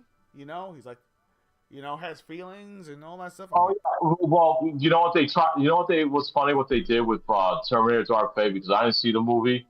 Somebody told me that like the old Terminator was actually living the human life. Like, how the fuck can a Terminator like live a human life? It's a fucking cyborg. Once it's done with its mission, it leaves. It's done. That's why I was so glad I did not continue watching watching that movie, and I stopped right there after when they had the T-800 came and shot and killed John Carl right there. I was like, what the fuck are you doing? What was the point of you had Terminator 2 and you had all these movies and showing John Carl is supposed to be the importance of these films, and you just killed it off right there because you want to put your you want to do your whole girl boss bullshit, you know, at that time. Milking it. Yeah. Actually killed the franchise. But luckily we had that game on Terminator Resistance. Very great Terminator game. I highly everyone, if you haven't played it, do check it out. Make sure you get the complete edition though. If you get the complete edition, they add more stuff to it. Yes, it's fun. I love it, and I love the fact that where you actually have a relationship and stuff like that. You can actually choose, and the multiple paths as well, which is actually true. You get multiple paths. You get that. Your relationship. You can either leave somebody, betray them, or actually go be with them. And your decision is based off of what you do, and also the who lives or dies too. And there's a certain ending. There's a certain ending there thing that that everyone lives, but you have to make sure that you actually make the right. And there's also and there's also parts though, like depending yes, if you people are looking at it, yes, you can actually build up relationships with a person, and you can actually build a relationship with even the general who's a woman, and you could actually hop into bed with her. Yes, they have those. You can have relations. Yeah. You can have relations with some of them. Yes. Some of them women. Yes, you can. Absolutely. Yeah, and there's actually other women you can have. You can actually get into bed with as well. Yep. Yeah. Indeed. So it's really. But then what's also sad is like it makes you because there's like decisions like you mentioned earlier. There's like decisions in the game that you can make though. Like, do I go here to go get this, or do I stay around? And there'll be decisions like, okay, you're gonna go back, you're gonna go get this, you're gonna get that, but then something bad happens when you left. You saw there was chaos, and maybe you should have stayed. I said, you know what? When I play this game again, I'm going to choose that option and see what happens. Maybe I can save that person because I like stuff like that. Makes you want to replay the game over and over. Yep. Replay value is important. You want your game to keep on going. Mm-hmm. Yep. That's the way they do it though. That's the way that's how you make an awesome game. And that game right there was great franchise. Fantastic story. It worked out great. And more people should have played it. More people should have played that game. Yeah. But absolutely. Go figure. Yeah. Very underrated game. Very underrated game. Indeed. Also people should play RoboCop too. RoboCop. Yeah. Yes, it's actually the same people. The same people who did Terminator Resistance did RoboCop. They did RoboCop Rogue City, and they also did the new one called Unfinished Business. That's another one. Yep. As well. RoboCop. Listen, you know what? Movies in the 80s, cannot be replicated now. They try. Not in today's society. You can't. Like for instance, art. Speaking of RoboCop, speaking of RoboCop, I heard that there's like in the works to do like a RoboCop series on Prime Video, and I was like, if Peter Warrell's is not playing Murphy, I don't want it. I don't want it. Listen, as long as they're not doing the freaking revamped version or remade version. Oh God! That one was like it was so bad. It was so bad. Like I had to watch the whole entire thing to laugh at it. I mean, literally, it was wanted to like it. It was a comedy. It was a comedy skit. Yeah. It was the visor. You see the visor it looked like in that thing, like the black visor he was wearing. It was so weird and stupid, and also the dialogue was horrible, and just everything about it was just cringe, man. I couldn't do it. I just had to watch it to the end because I was laughing at it because I was making these comparisons. Like, dude, just no, man, come on, bro. You see the way you see the outfit? You see how he looked? Oh yeah. Let me pop it up. I'm trying to see if I could find that. If I could find that meme, that there was a meme where. Oh God, yeah! Look at that! Look at that! Oh. I'm trying to see if I can find it. Oh, but that's not RoboCop to me. It's hilarious. That's not RoboCop. It's such Robotron. Robotron. Looks like Tron. Yes. Even a gun. Dude, if you did not attach the name RoboCop to this, you would say to yourself, dude, what cyberpunk movie is this? I mean, what is this called? You know, and someone mentions RoboCop. He's like, nah, this can't be RoboCop. What is it? No. I'm gonna share something in the chat though. So keep on talking. You guys are gonna get a laugh at this. Oh my God, so bad. It's look. Yeah, okay, it was bad though. Look at the visor. look at the visor. See that visor? See where the line is and all that stuff. Looks like a freaking bike helmet with what like How like does a he see hybrid out of of that aliens, like a hybrid of aliens and something else. No, it looks like Mass Effect Andromeda on the cover. Oh, that's right. Oh, yes. Yeah. That's right. Oh my God, you're right. That's Ryder. That's Commander Ryder. Oh my God. Oh, good Lord. Good Lord. Hold on, I'm gonna see. Oh my God. All right. I'm gonna share something in the chat, and you guys are gonna laugh at this, and I want people to see this. Okay, hold on. Let me. Okay, done. Okay. I don't know if I shared it at the chat, but see if you guys can see it. Yeah, we got it. Is that all you got? What do you expect? I'm PG-13.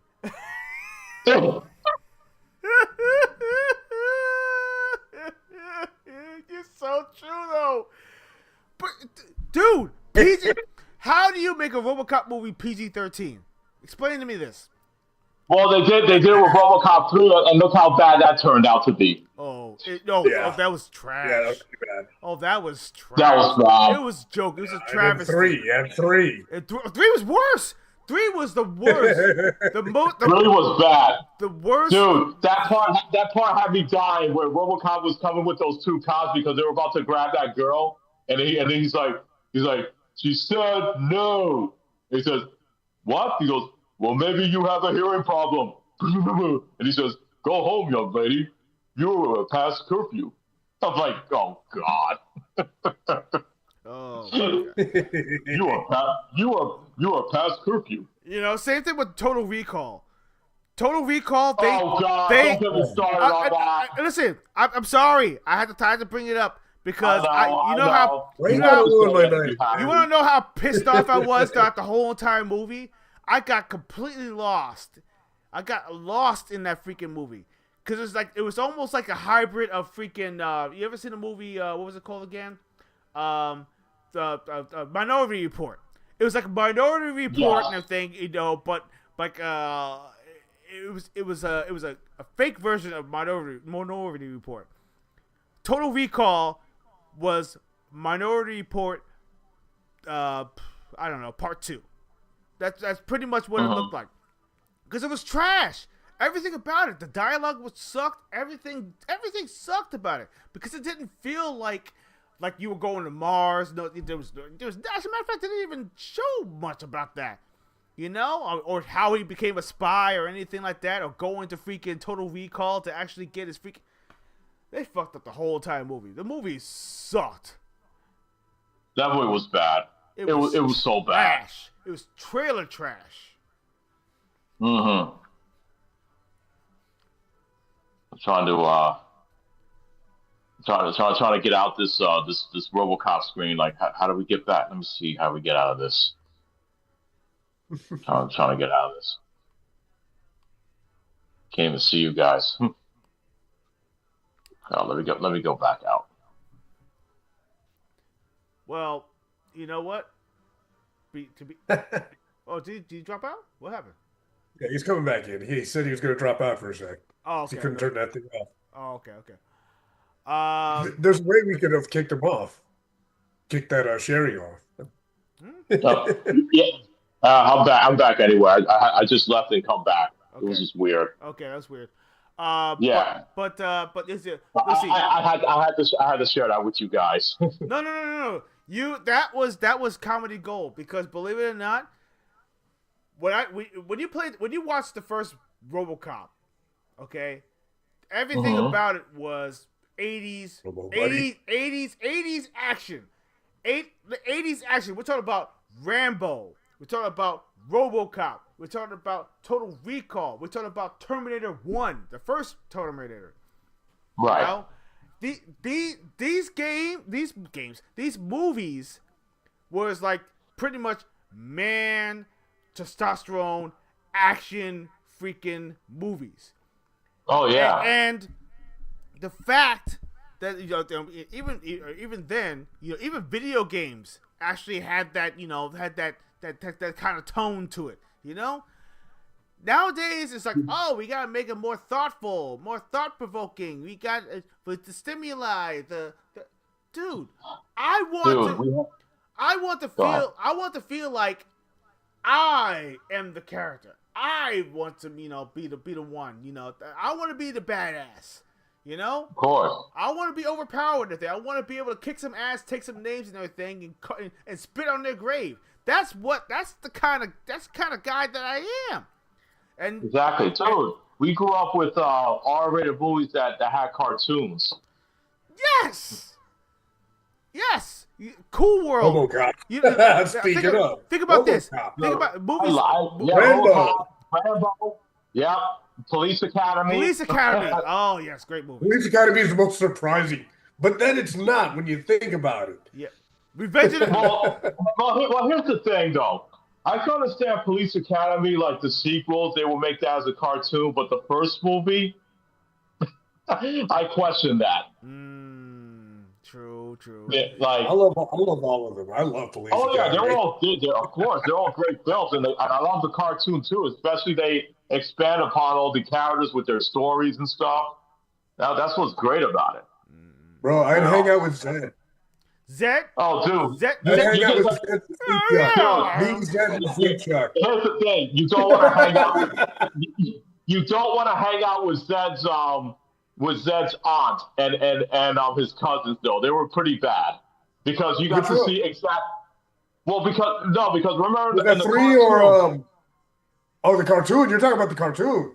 The cartoon, because remember Zed was a criminal before, and then he became a cop, and then in the cartoon they show you exactly why he was bad, because his aunt was bad and his cousins were bad, and they tried to get him back. He's like Nelson Muntz. He's Nelson Muntz. They base him off Zed. Yeah, Nelson's totally Zed. Yeah, exactly, and they explained that's the reason why, because he was bad, because he was grown up with all these. Because he had a terrible aunt and a terrible cousins. That's why he was that, and explained it. So I would hang out with Zed. Cop Zed. Yeah, Cop Zed is awesome. He's cool. Me, Zed, and Sweet Chuck in a hot air balloon. Sweet Chuck. Oh my God! You remember that part? That part in part 4? In Police Academy 4. In Police Academy 4. He's like, oh man. I don't like this balloon ride. Why don't you get out? Walk.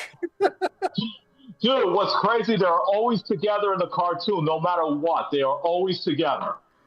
Same thing in the movie, dude. The movies too. Yeah, exactly. The movies and the cartoons are the same. And Mahoney and Jones are always together, just like in the movies. Yeah. Hightower and Hook. Hightower and Hook. Jones. Yeah, and Tower and Hook, they're always together. And and what's the name? Tackleberry and Cunningham. Those two are always together. Yep. Yeah, because they're the gun nuts. Yep. Exactly. They're gun crazy. But what's crazy, and not only that though, in the cartoon he's always carrying that rocket launcher bazooka. Yeah. That Tackleberry was heavily armed, man. He was armed as a video game character. Oh yeah. He was a video game character. Indeed. He's like your GTA loadout. Yeah. That's Tackleberry. Yeah. Mm-hmm. My God. Yeah. Oh God, I love that. Yeah, no. You see what Vet said about the first Teenage Mutant Ninja Turtles movie? How dark it was and how it still holds up. Yes, he's right. He's right. He's right. Oh, absolutely. Yeah, people still like it today. It's getting new fans today, dude. Listen, Ninja Turtles was ahead of its time, and people liked it. And believe it or not, I have a feeling they based the movie based off the comic more than the than the cartoon. It was definitely because the Foot Clan weren't robots; they were actually practical people. Yeah, they were blew my mind. I was like, this isn't the cartoon, but this is cool. It was cool. It was good. It's like it was like Turtles for adults. The only similarity to the cartoon was the colored headbands and everything, because in the comic books, because they based it off the comics, though. The comics were accurate to the movie, though. And plus, Shredder was wearing his whole his outfit his shirt was red, just like in the comics. Yep. Yeah, it wasn't purple. It was not purple, like in the cartoons. But when we got to the second movie, they changed it to purple. Yeah. It's you know what's sad though. I mean, and I realized this too. They actually did make the second movie less violent. You notice that? Yeah. The second movie was more campy. You want to know why they did that? Because there was. Not only that, it's because parents were complaining because they thought it was too dark. I'm like, shut up. What? Yet these same parents took their kids to see Batman that same year. Oh, come on, man. Yeah, Batman. That's too dark? Come on. Batman 1 was dark as fuck. Batman came out in 89, and then we had Ninja Turtles, okay? What was wrong? There was something wrong with that. Yeah, but dude. Yeah, dude, I seen Batman in the theaters when I was a kid. I was like 8 years old. My dad took me to see that movie, and I thought, oh, this is the Batman I watched with Adam West, But then when I saw it was dark, it was pretty badass. I liked it. It was different, but I enjoyed it. You know what? My dad. And you know what's upsetting too is that some of the parents who actually watched the first Batman were like, oh, but where's Robin? And then I had to kind of look at them like this with two heads and say, wait a minute. So that means you haven't read Detective Comics. So so Detective Comics, basically had Batman. He was by himself. You notice that, right? He was by himself. Yeah, he was by himself. He was by himself. Yes. Grayson did not. Grayson did not even. Dick Grayson. Yeah, Dick Grayson didn't even show up and everything until like, oh God, I don't know how many comics later. You know? So there was no dynamic duo like in the beginning. No. These are people whose only exposure to Batman before that was the '60s show and like the Adam West. Yeah. I can't really blame them. You know what I mean? Yeah. Comics were still kind of fringe back then, but people knew about them. Yeah, that's true. Right. That's the problem because people watch. They go by and watch the cartoons, like Tony just said, the TV series and the cartoons. It's a good thing too, because the people that saw the cartoons and the movies, they now want to check out the comics. If they got really into it, it's a win-win. Yeah. Yeah, absolutely. Yeah. So Vet said something. It's probably my favorite childhood movie besides 1989 Batman and Judge Dredd. Now, okay. Let's talk about Turtles. Question about Judge Dredd though. Judge Dredd. There's two versions. Yeah, there's two versions. Which one do you feel like it encapsulated the comic style of Judge Dredd? The Carl Urban version. Urban version, right? Yeah, I feel like they improved. Yeah. Yeah. Listen, even though the Stallone one was actually entertaining, and plus Joan Chain was hot. I'll give him a plus for that for adding her in there. Oh, yeah, absolutely. At the time, absolutely. I just had to add that to it, but. I do like his line. Oh yeah. Hey, come on. Okay. You gotta like that line. Oh my God. Oh God. It was just a campy film because it came out. I remember it came out around '95. All right, and I also played the game on Super Nintendo, and I love that game. That was one of our. That game was great. It was hard, but it was fun. Okay, yeah. I would say that Judge Dredd game felt more like Blackthorn or what's another game? similar to that. Oh yeah, a fast flashback, like a flashback slash Yeah, it was sort of like flashback. Blackthorn type of game. Yeah. I mean, it had the same kind of style to it. Right. And there was part you had objectives. You had to like get rid of you had to get rid of some of the oil tanks, and there was a level you had to make sure you shut down the prison because there was the prisoners that was escaping. Yep. And what's cool about Judge Dredd is that when a guy gave up, like we shoot them or whatever, they'll put their hands up and you can just arrest them, and they take that criminal away. And then they'll leave you some items and stuff like that. So that's one of the almost. I'm not gonna say the first game. That's one of the few early games at the time where you could arrest people instead of just taking them out. That's true. I mean, there are several games that actually had that aspect that I actually love. Narc, believe it or not, the arcade version of everything actually had the ability. You had the ability to arrest people and everything if you get close enough.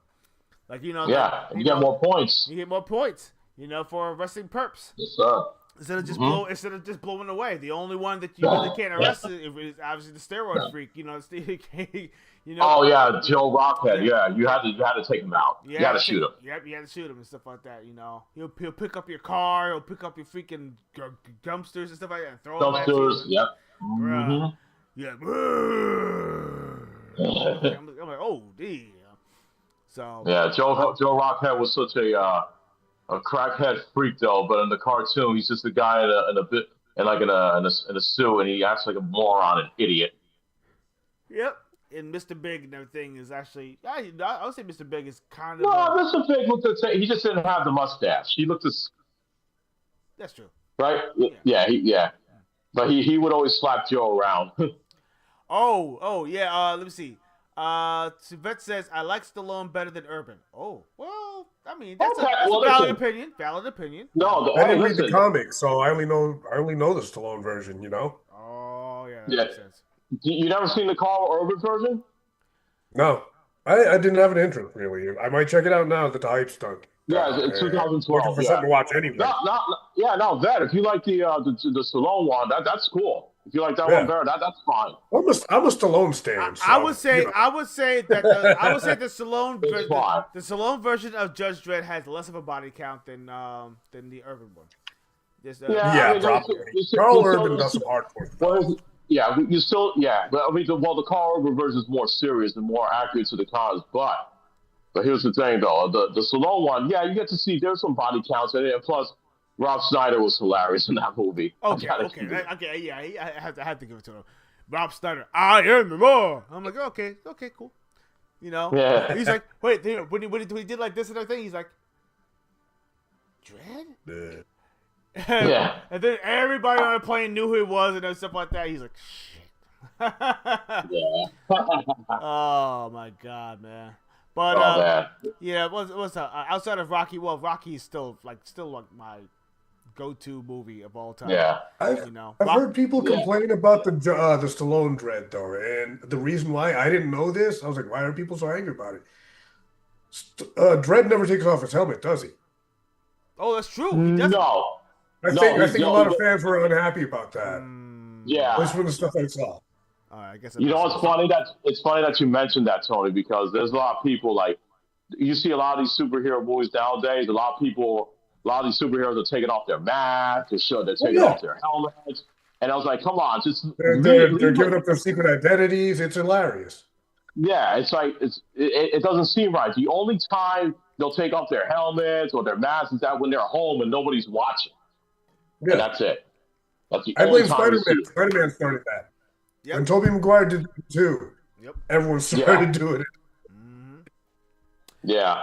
Tobey Maguire did it, and everybody started doing it though. Then I like Iron Man, but I just didn't like they just showed Tony Stark's face way too much on the armor suit. I'm like, come on. Yeah. Because we didn't really have a secret identity, but like when he's out in the field wearing his armor suit, he always had his helmet on, no matter what. He always had his face protected at all times. Okay, Bet put out a very good point. The Master Chief TV show pissed me off with that. Taking off the And they should not have done that. Okay, they should have never taken off his helmet. They fucked up everything when they actually did that. Because Master Chief never took off his freaking helmet. Ever. Yeah. The only time he took off his helmet was once, but that was in the game, but his back was turned. You didn't see his That face. was the end. That was the end. of it. That's what it is. You caught a glimpse of like his bald head. That's about it. That was it.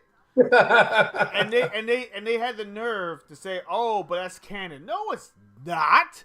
No, it's not. I mean, what are you talking about? And basically, half of the series, and half of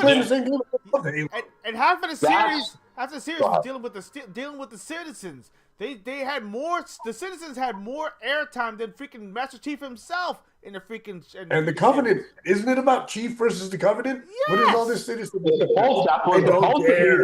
don't care. You know, and the fact that that he actually was had a relationship with freaking one of the okay, you know what, they really that show was such a piece of shit. That show was so bad.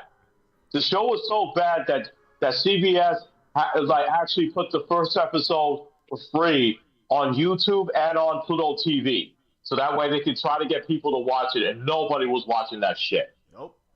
Nobody was watching that shit. That was a big hell no. And then they had people saying that, oh well, we did it. We wanted to do our own version of Halo. I was like, if you're not following the game, you're not respecting the source material. Why even bother doing it? Why? You know what? You know what you mentioned? If someone says that, then Uwe Ball and everything actually learned the hard way. Uwe Ball he did the hard. His movies sucked. Every single one. Yeah. Postal sucked. Freaking what's it called? House of the Dead sucked. Alone in the Dark sucked. What was another one? The Blood Rain 1 and 2 sucked. Everything sucked. Did he do this? I remember there was a second one. I don't know. Did he do the second one? Yeah, he did do the second one. Yeah. Okay, and there was a third one also, but he didn't do that one. But that one he didn't do. That one he didn't do. No. Yeah, that third was a piece of shit too. That was terrible. Yeah, it was. It was so bad. Cortana was an enemy in the Halo show. Dorian just brought that up. Really? Yeah. I didn't remember. I didn't watch it. I didn't watch it that far. What is the silver timeline they're talking about?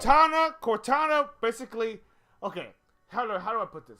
They actually mixed up the story because Cortana supposedly was corrupt already, but she wasn't corrupt yet. She didn't become corrupt and everything until she actually went. She actually got separated from Master Chief, and that was not until like the end of 3. So what the hell were they doing? That doesn't make any sense. It's like, what were you doing? They really destroyed everything. They didn't mention anything about the librarian. They didn't mention anything about the anything like that. They didn't the flood. Nothing. The flood. I was just going to mention. What about the Arbiter? Was the Arbiter there?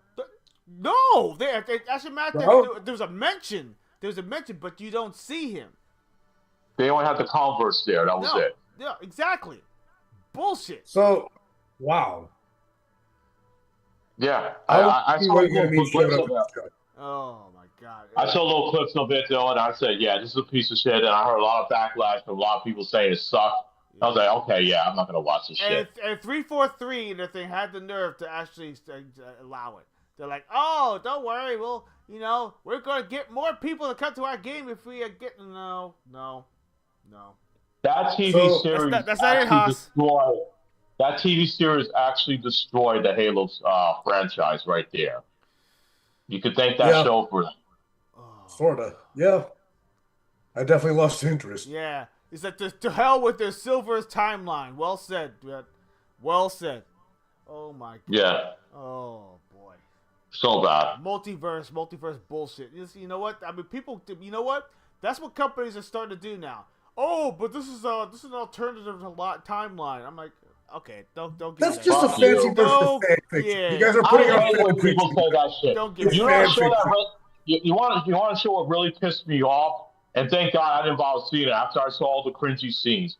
That Resident Evil series on Netflix. What the fuck were they doing with that? Oh God. What series? My God. The Resident Evil Netflix series where they had the Oh. Black Albert Wesker. I was like, what? I skipped it. They I skipped it. forgot about I it didn't, and I didn't skipped it. watch it. I didn't even watch it. I just saw some cringy scenes of it online. I was like, yeah, this is stupid. I ain't watching this shit. This ain't Resident Evil to me. Listen, I think what happened was they show Samuel L. Jackson and everything playing as freaking Nick Fury. Oh, if he could do it, we could do it over others. No. That's because in the Ultimate Universe, Nick Fury was black. Thank you. That's the reason why they could do it. Wesker was not supposed to be black though. Nope. At all. Blonde hair. I mean, rest in peace to that actor though that played him though, but he should have not have played Wesker. He was not the right person for it. He could have played Josh. And if this story was about Resident Evil 5, he could definitely play him. But not Wesker. Nope. Oh my goodness. You know, he could have played. He could have played one of the mercenaries that's part of the Umbrella Squad with Carlos and Nikolai and Mikhail. That black guy who's with that team. Oh, okay, yeah. That Nikolai betrayed. He tried to get rid of. He could have played that character. You know what? You're right. You're right. Yeah. And he actually lived a little bit longer in the Resident Evil 3 remake though. So nice. These people don't think. Yeah. They don't think. No. Listen, you know what? It's like basically like this. Daryl said this well in the thing. Shout out to Daryl. The Silver Timeline was made not to touch the original series for the game. What does that even mean?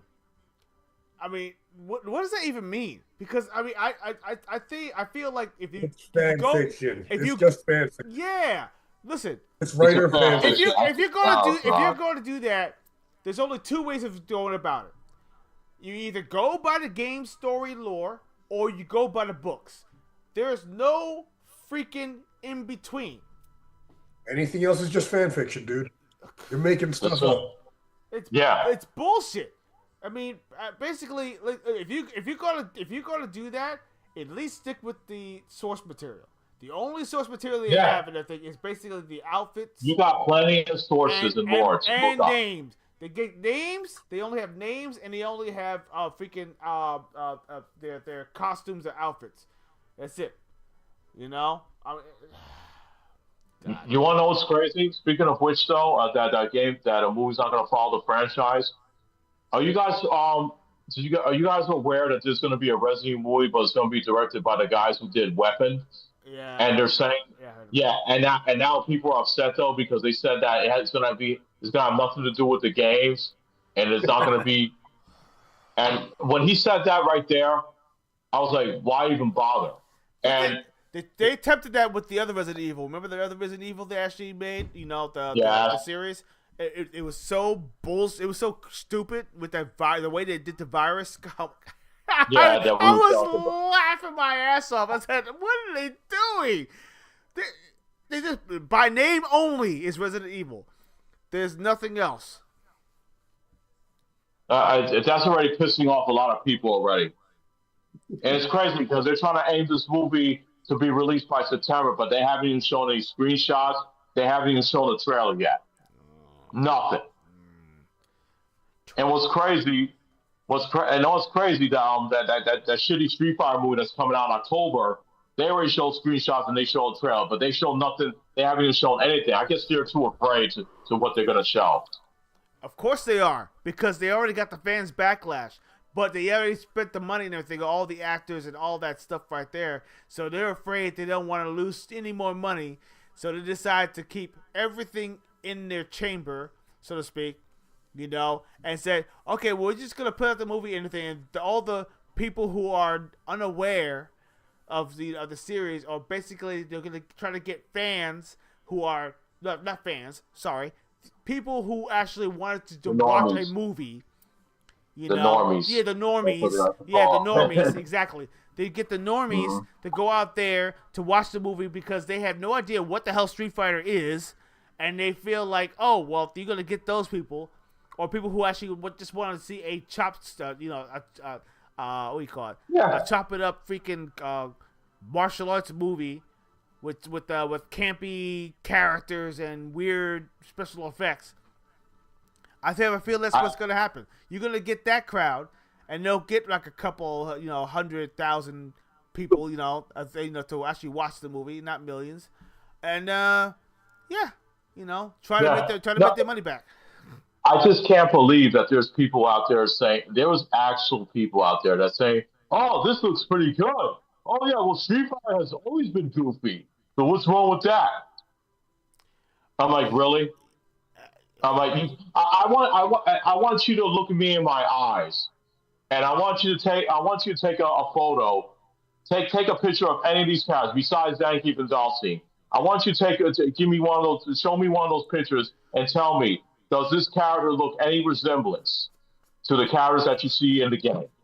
Take that fucking picture of Roman Reigns as Akuma, and you tell me, do you see anything resembles to Akuma in the game? And don't bullshit me, because I can definitely detect brownness in your eyes when you're talking to me like that. Oh my that's God. why I say to people. I feel like the industry right now. I mean, maybe they haven't learned. I guess they're feeling like they're trying to grab the new generation of players and new generation of normies to kind of have the gateway to get into watching these movies and say, oh, we're going to get these people to watch our film and enjoy it for what it is, but not for the source material. Because either A, they have never played a Street Fighter game before, B, or maybe they play it once and that's it. But maybe they play it once, or maybe they watch over someone's shoulder, and and maybe to get more acknowledgement of what the whole entire thing is about, they'll probably either A, purchase it or watch someone else play it, and then watch the movie and think they know everything about what they're watching, and they go over there to try to have a conversation with someone who actually played the games. I don't know. I guess it's one of those things. Yeah. So, I mean, come on. You can't be serious. El Fuente is a fat. That when I saw that quick scene, dude. What's funny is that I had to rewind it. I say, wait a minute. Who's that fat guy? What's he Mary Mask? I was like, well, is that supposed to be El Fuente? What the fuck is he a fat ass? Oh my God, that's crazy. He's supposed to be a luchador cook. He's supposed to be a cook, but he's also a luchador. So yeah, but he's not supposed to be skinny. He's supposed to be slim. He's not supposed to be. You can't do most of Lucha Libre's moves if you got a gun. No, you can't. You can't do a hurricanrana. You can't do a flying head scissors takedown. You can't do any of these moves. Yep. And he runs a lot. And he runs a lot. You know what I mean? Literally, he runs a lot. A lot. Yes, that's one of his moves. He runs. Major fuck up. Oh God, dude! I cannot wait. My question is, and I have to ask them seriously. What series are you going after? Is this a origin story, or that you're going after, or is this just like, oh, let's in the middle of the road type of Street Fighter movie? Because believe it or not, there are characters that haven't really showed up until basically like the end of Super Street Fighter 2. And then you had characters, you have no characters from Street Fighter 3 in the game. Yeah, you're right. There's no characters. There's no characters in Street Fighter 3, but you decide to put in El Fuerte, who is a Street Fighter 4 character in the freaking game, which doesn't make any damn sense. So what other characters do you have? I mean, you put Danny Beaky in there, who's a Street Fighter Alpha character, and then you're like, okay, so you put him in the game, huh? And there's no Sagat. And there's no Sagat. What are you doing? What are we doing here? Are you just picking, choosing characters and stuff like that? What timeline are you going at? You know, I don't even know what direction they were going to go. And why of all characters they put Joe from Street Fighter 1? What? Joe will always be known as the first easy character to beat when you pick the USA stage in Street Fighter 1. Why out of all characters you're picking Joe? What? You know, I mean, nobody gives a shit about. I'm trying not to stay on the Street Fighter kick, but I'm sorry. I had to, because I've been bottling this up and everything, because I was seeing some of the characters, watching the behind the scenes, and I'm looking at this stuff and I'm scratching my head because I'm saying to myself, all right, so what are we doing? I mean, you're literally mimicking the car smashing stage. At the end of that trailer, okay. Why? That doesn't make any sense. Did you watch any Mortal Kombat and everything? Did you actually see a Test Your Might stage actually added into a freaking... No! Why? Because it's a game feature. You can't mimic a game feature into a freaking movie. But yet, there you go. You're doing the freaking... Oh, man. I just sat back and said, okay. Here's my invitation. I think what they're doing with that car scene, they're probably going to tell this guy, I gotta go. Okay. All right. Did you see the chat? Yeah, I see it. Oh yeah. You gotta take off, Tony. You gotta take off. Yeah, I gotta be out, dude. It's late. Oh, damn. Okay. No problem. Yeah, we're gonna be wrapping up soon anyway. Yeah, exactly. Okay. Yeah. It did. What's it say? Is it hard? Oh yeah, I see that. Yeah, no problem, bad guy. So yeah, you know what? We can continue this on thing on Friday. But we can go deep. It's very, very deep, because there's a lot of things we want to talk about, especially with these movies coming out. We got to talk about Mortal Kombat 2 and everything, because our thoughts of what could be, and Street Fighter, whatever the hell that movie is going to be like, and a few others. But we're going to get into that. We're going to go into that deep and everything. So I hope you guys are going to jump in. So anyways, we got to get the heck out of here. Thanks. 13 viewers. Beautiful, man. Holy cow. We getting them, rack them up. Nice. Pleasure to see you guys. Yes, indeed. Yeah. We love you guys. Appreciate and everything. You I'm glad you guys are jumping in. Please hit that like and subscribe button and thing. You know, we actually have to bounce on out of here. And of course, join us on Friday at 8:30 p.m. Eastern Standard Time on YouTube, Twitch, and also on X. Go ahead and join us. Have a good time. Give us your thoughts and everything. And of course, this is our outros and get the heck out of here. All right. Just want to say, players, to all you players out there who took the time and tune in and chat with us, thank you very much. We appreciate you. As always, please subscribe, and we're going to have some great content coming your way sooner than later. So Indeed. Stick with us, and you're definitely going to. I love chatting with you guys, and I enjoy the support. So thank you very much. So hope you guys have an awesome week, and I can't wait to see you guys back on Friday. Tony? Players, I had a great time. I'm happy to see you guys here. Matter of fact, I love the input and the feedback. You gave us a lot of fun things to talk about. Keep them coming. Heck yeah. Anyways, you all have a great week. Do something nice for yourselves and do something nice for someone else, man. Trust me, it feels good. Let's have a good life. Keep leveling up. I'll catch you guys in a few days. Peace. Indeed. And of course, like I said, guys, you guys are awesome. Keep on keeping that feedback and everything. Actually, please go ahead and tell your friends, tell your folks, tell your cats, tell your dogs. Have a great time.